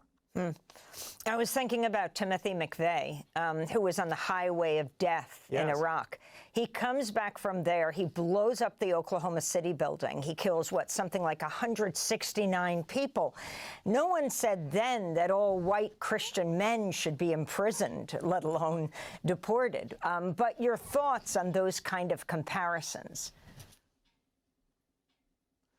I think what we are really seeing is the horrific consequences of a violent, exploitative, and extractive U.S. foreign policy once again, not for the first time, but once again, coming home. If the United States actually cherishes the lives of these West Virginia National Guardsmen who should not have been in D.C. in the first place to backstop ICE, that's its own issue. But if the United States values their lives and values the lives of other service members and other Americans, then it has an obligation to, in the first instance, stop creating these death squads, to stop creating the conditions that are warping the people who serve in them to the point where they would commit horrific murders like these. That's a cherishing of human life that we never see from the United States in its foreign policy missions around the world.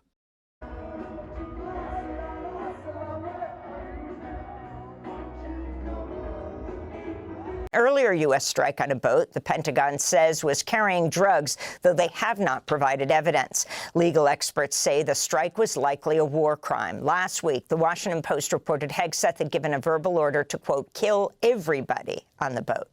Hegseth spoke Tuesday during a White House cabinet meeting. I watched that first strike live. As you can imagine, at the Department of War, we got a lot of things to do. So I didn't stick around for the hour and 2 hours, whatever, where all the sensitive site exploitation digitally occurs. So I moved on to my next meeting. A couple of hours later, I learned that that commander had made which he had the complete authority to do, and by the way, Admiral Bradley made the correct decision to ultimately sink the boat and eliminate the threat. Hegseth was sitting next to President Trump during the 3-hour cabinet meeting in which Trump appeared to fall asleep a number of times.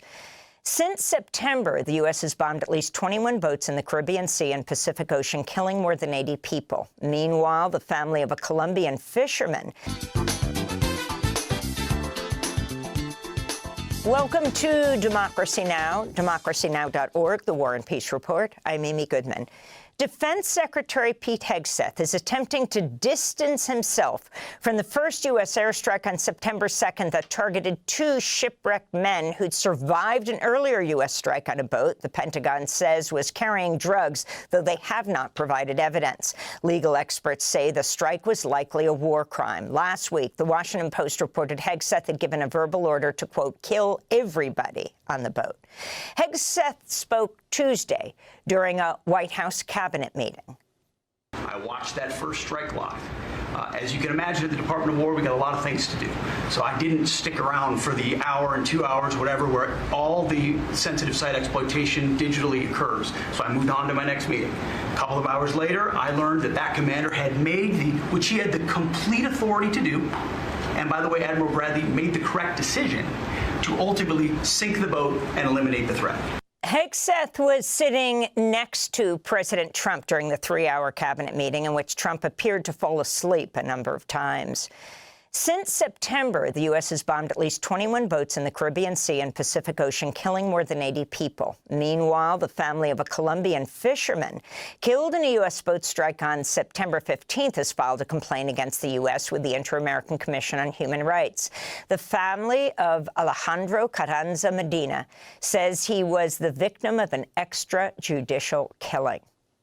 In more news from the region, a bipartisan group of lawmakers has introduced a war powers resolution to block the Trump administration from engaging in hostilities against Venezuela without congressional authorization. Israel's announced that it plans to reopen the Rafah border crossing as part of the U.S.-brokered ceasefire, but only to allow Palestinians to leave Gaza. According to the World Health Organization, more than 16,500 sick and wounded people need to leave Gaza for medical care.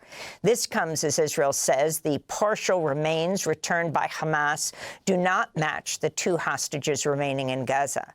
Palestinian militants are reportedly struggling to find the remains amidst the rubble. Meanwhile, Israel's continued its drone strikes in Gaza, killing Palestinian photojournalist Mahmoud Wadi in Khan Yunis. This is his father, Issam Wadi.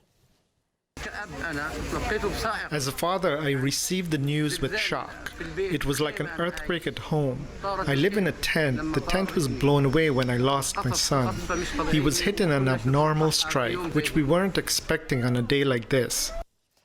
President Trump's envoy, Steve Witkoff, and son-in-law Jared Kushner met with Russian President Vladimir Putin in Moscow for nearly 5 hours Tuesday, but a deal to end the war in Ukraine was not reached.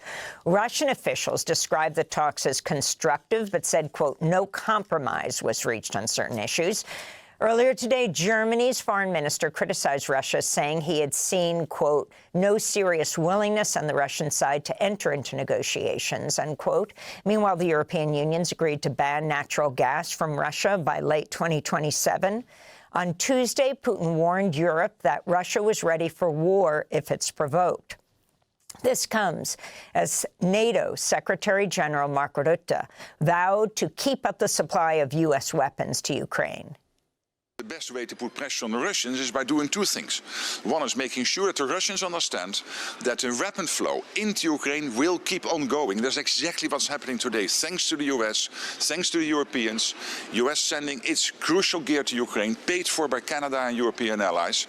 New details are emerging about President Trump's decision to pardon former Honduran President Juan Orlando Hernandez, who was released from prison Monday. Hernandez was sentenced last year to 45 years in prison for trafficking hundreds of tons of cocaine into the United States. In October, Hernandez wrote a 4-page letter to Trump seeking a pardon, claiming he'd been unfairly targeted by the Biden administration. The letter was delivered by longtime Trump advisor Roger Stone. Some Republican lawmakers have openly criticized Trump's decision. This is Republican Senator Tom Tillis, who said, quote, it's a horrible message. It's confusing to say, on the one hand, we should potentially even consider invading Venezuela for a drug trafficker, and on the other hand, let somebody go, unquote.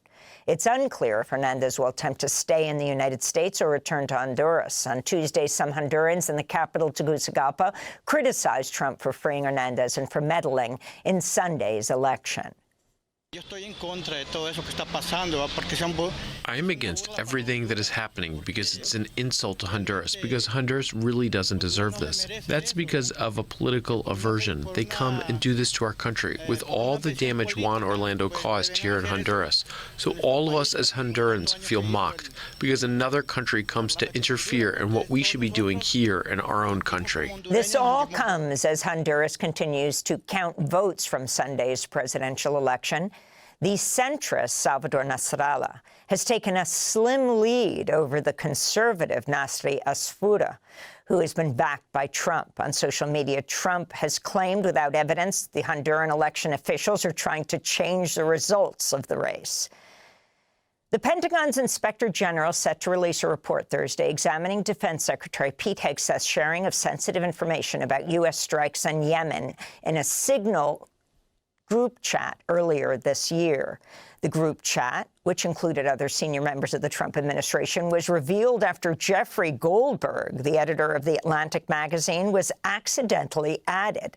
According to Axios, a full version of the report has been sent to the Senate Armed Services Committee. The Trump administration is launching an ICE operation to target hundreds of Somali immigrants in the Minneapolis-St. Paul region, according to reporting by the New York Times. An official speaking to the Times says nearly 100 immigration officers and agents from around the country have been tapped for the operation. The directive comes shortly after President Trump lashed out at the Somali community during a cabinet meeting, calling them garbage that he does not want in the country.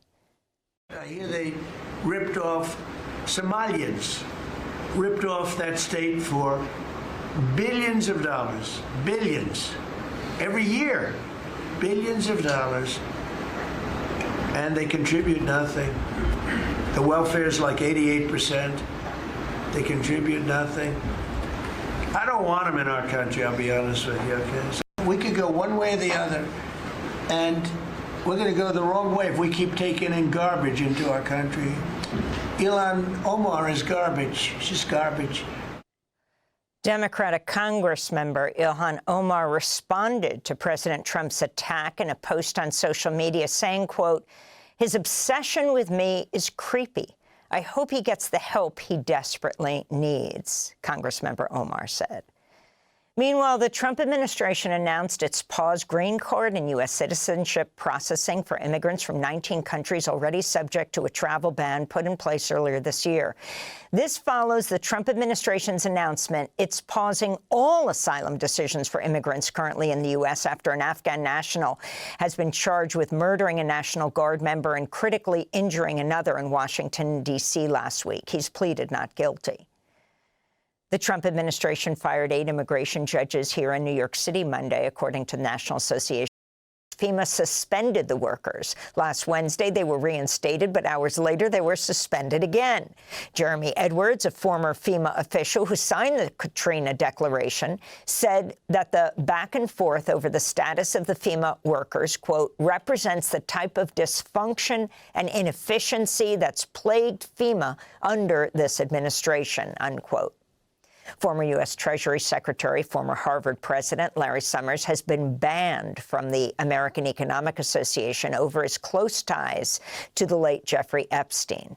Recently revealed emails show Summers stayed in close contact with Epstein long after the convicted sex offender's 2008 conviction. In Tennessee, the Republican Matt Van Epps has defeated Democrat Afton Bain in a closely watched special election for a U.S. House seat. Van Epps won the race by around 9%, a far smaller margin than Trump's 22-point victory in the district last year. And more than 1,350 people have now died in devastating floods and landslides in Sri Lanka, Indonesia, and Thailand. Hundreds are still missing. Sri Lanka's president described the flooding as the, quote, largest and most challenging natural disaster in our history, unquote. In Indonesia, the death toll has topped 700. And those are some of the headlines. This is Democracy Now!, democracynow.org, The War and Peace Report. I'm Amy Goodman in New York.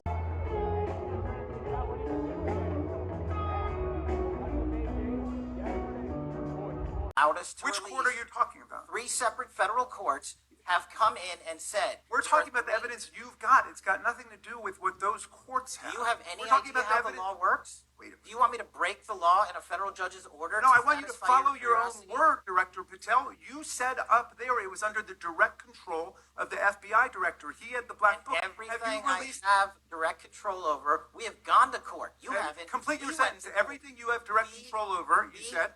have gone to court, and everything we have direct control over. Complete your sentence. You said everything release. You're releasing. Much more has come out in the days since the American people in Congress have been demanding it, but it's coming out in dribs and drabs. Why don't you just release the entire file as you promised to do?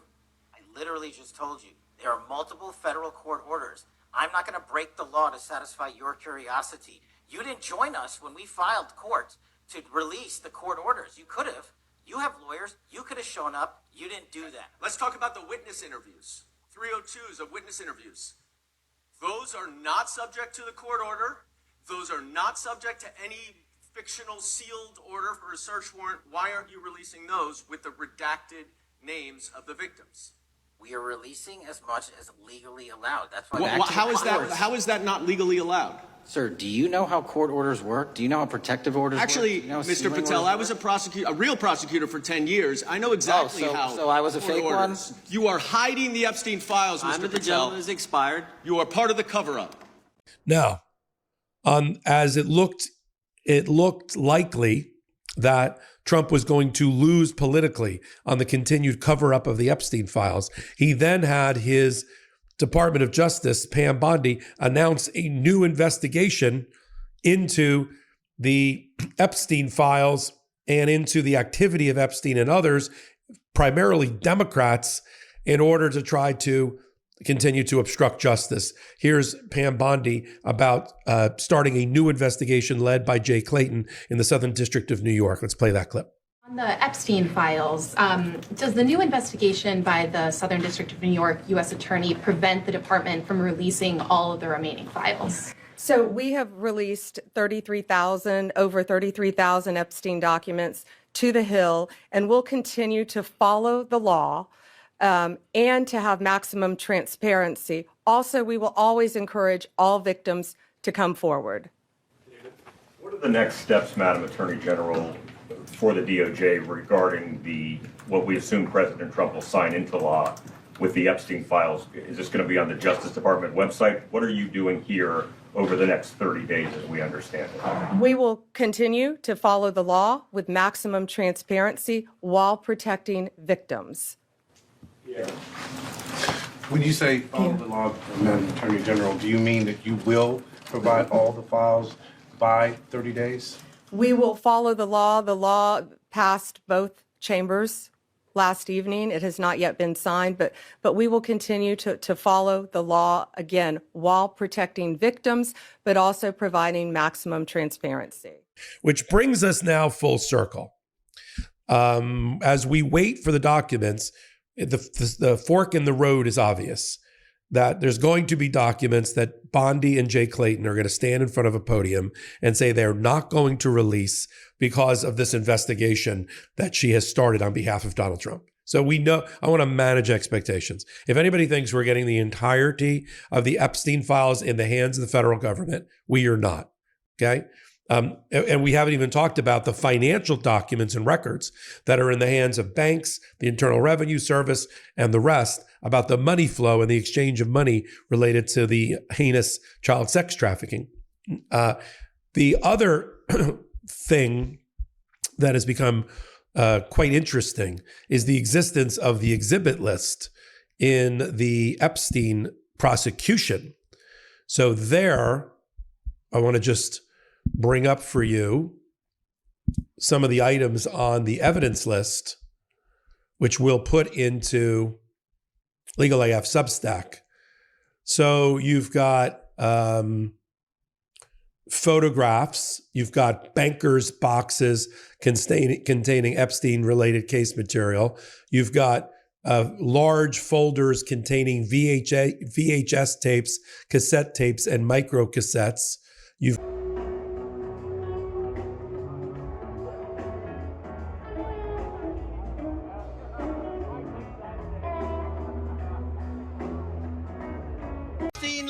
Big lead! That was President Trump's statement moments ago. God, can I please catch a break from the Epstein news? Maybe I should just watch some sports? Shohei Ohtani, a perfect release point. Now, release the files! Oh, Jesus, even the sports channel? The pressure is peaking. Forecast calls for 100% chance of releasing the files! God, no more Epstein files.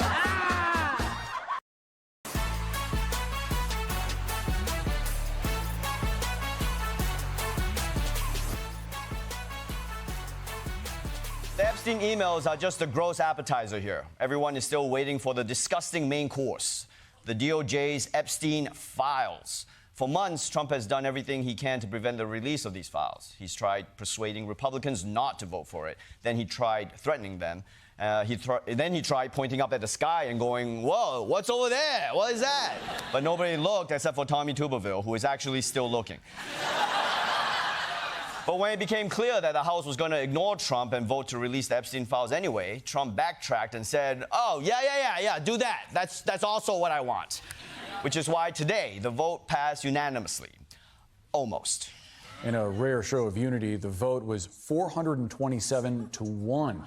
Louisiana Republican Congressman Clay Higgins, the only member voting against this bill.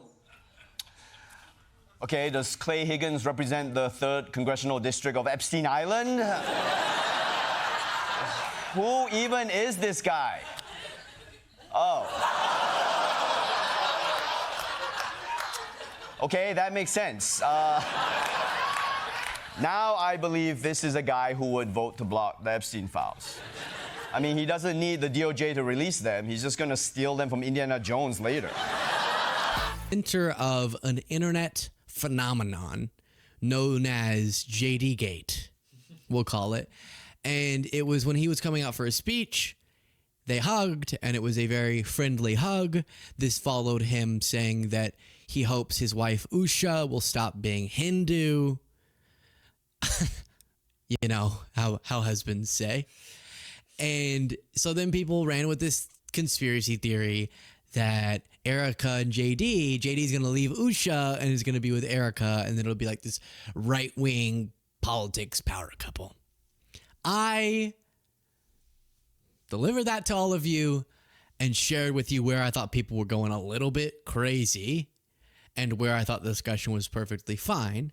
But it got so prominent, that whole thing, where even right-wingers were jumping in on it and all this stuff, that she addressed it at a Megyn Kelly event. And something just feels so uncomfortable about this. Just so uncomfortable. Where she's up on that stage addressing whether or not she's having an affair with JD. Which, I don't know. To me, it's like, don't give energy to internet jokes like that. But okay. She addressed it. Let's see. Forgive me, did you see people didn't understand the hug that you and JD had? They went to the weirdest places, Erica. Oh my gosh. You guys, please. So for those of you who know me, I hug is yes, like. You're an intense hugger. It's Whoever awesome. is like hating on a hug needs a hug themselves. I will give you a free hug anytime you want a hug. My love language is touch, if you will. But seriously, that hug. So I will give you a play-by-play. They just played the emotional video. I'm walking over, he's walking over, I'm starting to cry. He says, he's so proud of you. And I say, God bless you. And I touch the back of his head. Anyone who I've hugged that I have touched the back of your head when I hug you, I always say, God bless you. That's just me. If you want to take that out of context, go right ahead. Again, that to me shows that you need a hug more than anyone else. So if anyone... They were acting like you touched the back of his ass.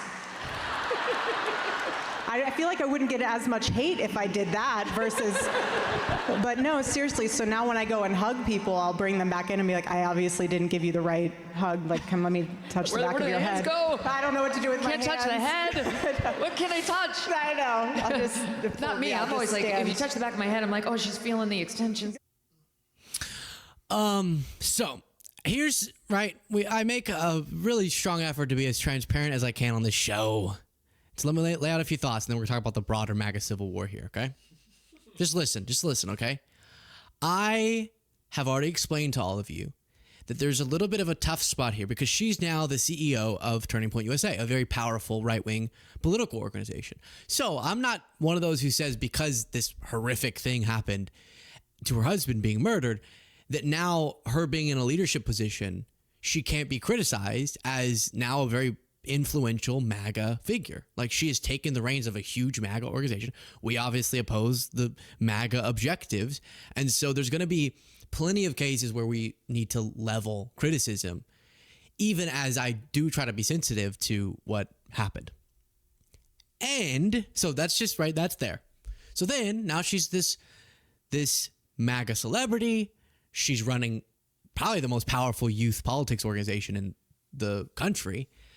And that's going to come with it the same thing that happens to everyone else in politics, which is you hug someone weird, all these theories run wild about you, you do this, you do that. JD's over there like, this Usha lady just can't stop being Hindu. What the hell? And that's causing people to ask questions about his intentions.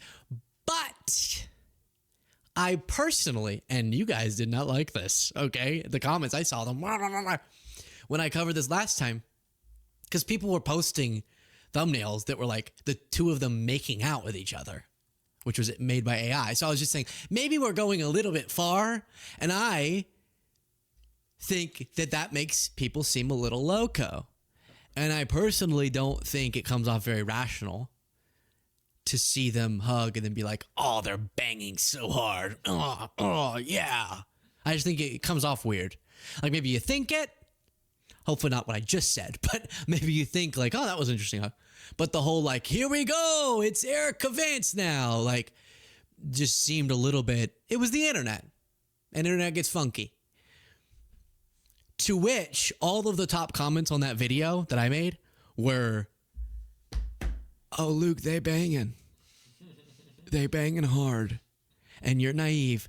Now, the other thing is, everyone's analyzing the hug. I just find that weird. There's such important things. And even, we just have, I think we might cover on the bonus show or somewhere else, a story about something Turning Point USA is doing that.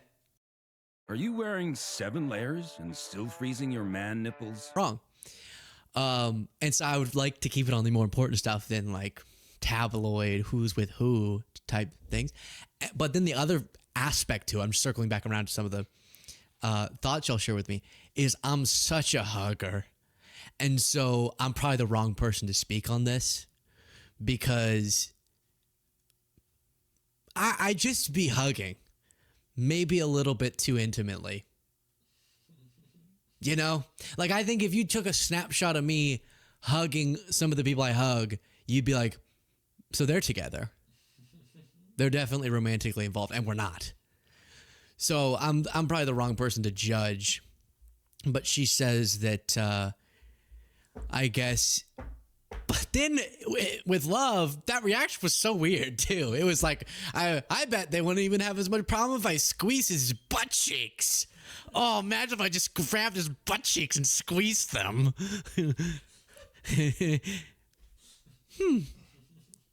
Okay. I don't know. It's all weird. I just can't help you with it. I can't help. Okay. So with that being said, there is a MAGA civil war going on. And it's fascinating. It's just fascinating, all of the different Over the holiday, 2 National Guardsmen were shot here in Washington, D.C., and one of them actually succumbed to their wounds. We are learning quite a bit about the suspected gunman, who was an Afghan national, who was apparently part of our CIA-backed death squads in Afghanistan before coming over and being granted refugee asylum status here in the U.S. So to dig into this background and what exactly the hell is going on with it, we have literally the perfect person, Seth Harp, who is an incredible investigative journalist and also the author of the also incredible book, The Fort Bragg Cartel, which we learned is being turned into a series by HBO. Seth, great to have you. Good to see you, man. Good to be with y'all. Thanks for having me. Yeah, of course. So let's put E2 up on the screen. This is some of your writing on Twitter about who this guy was. You say he was recruited at 15 to kill for the CIA, assigned to a death squad run by the top drug lord in Afghanistan, soul destroyed, murdering innocents on behalf of a pedophile heroin cartel, then brought to live in the alienated hell world of late capitalist America with predictable results. Tell us what we know.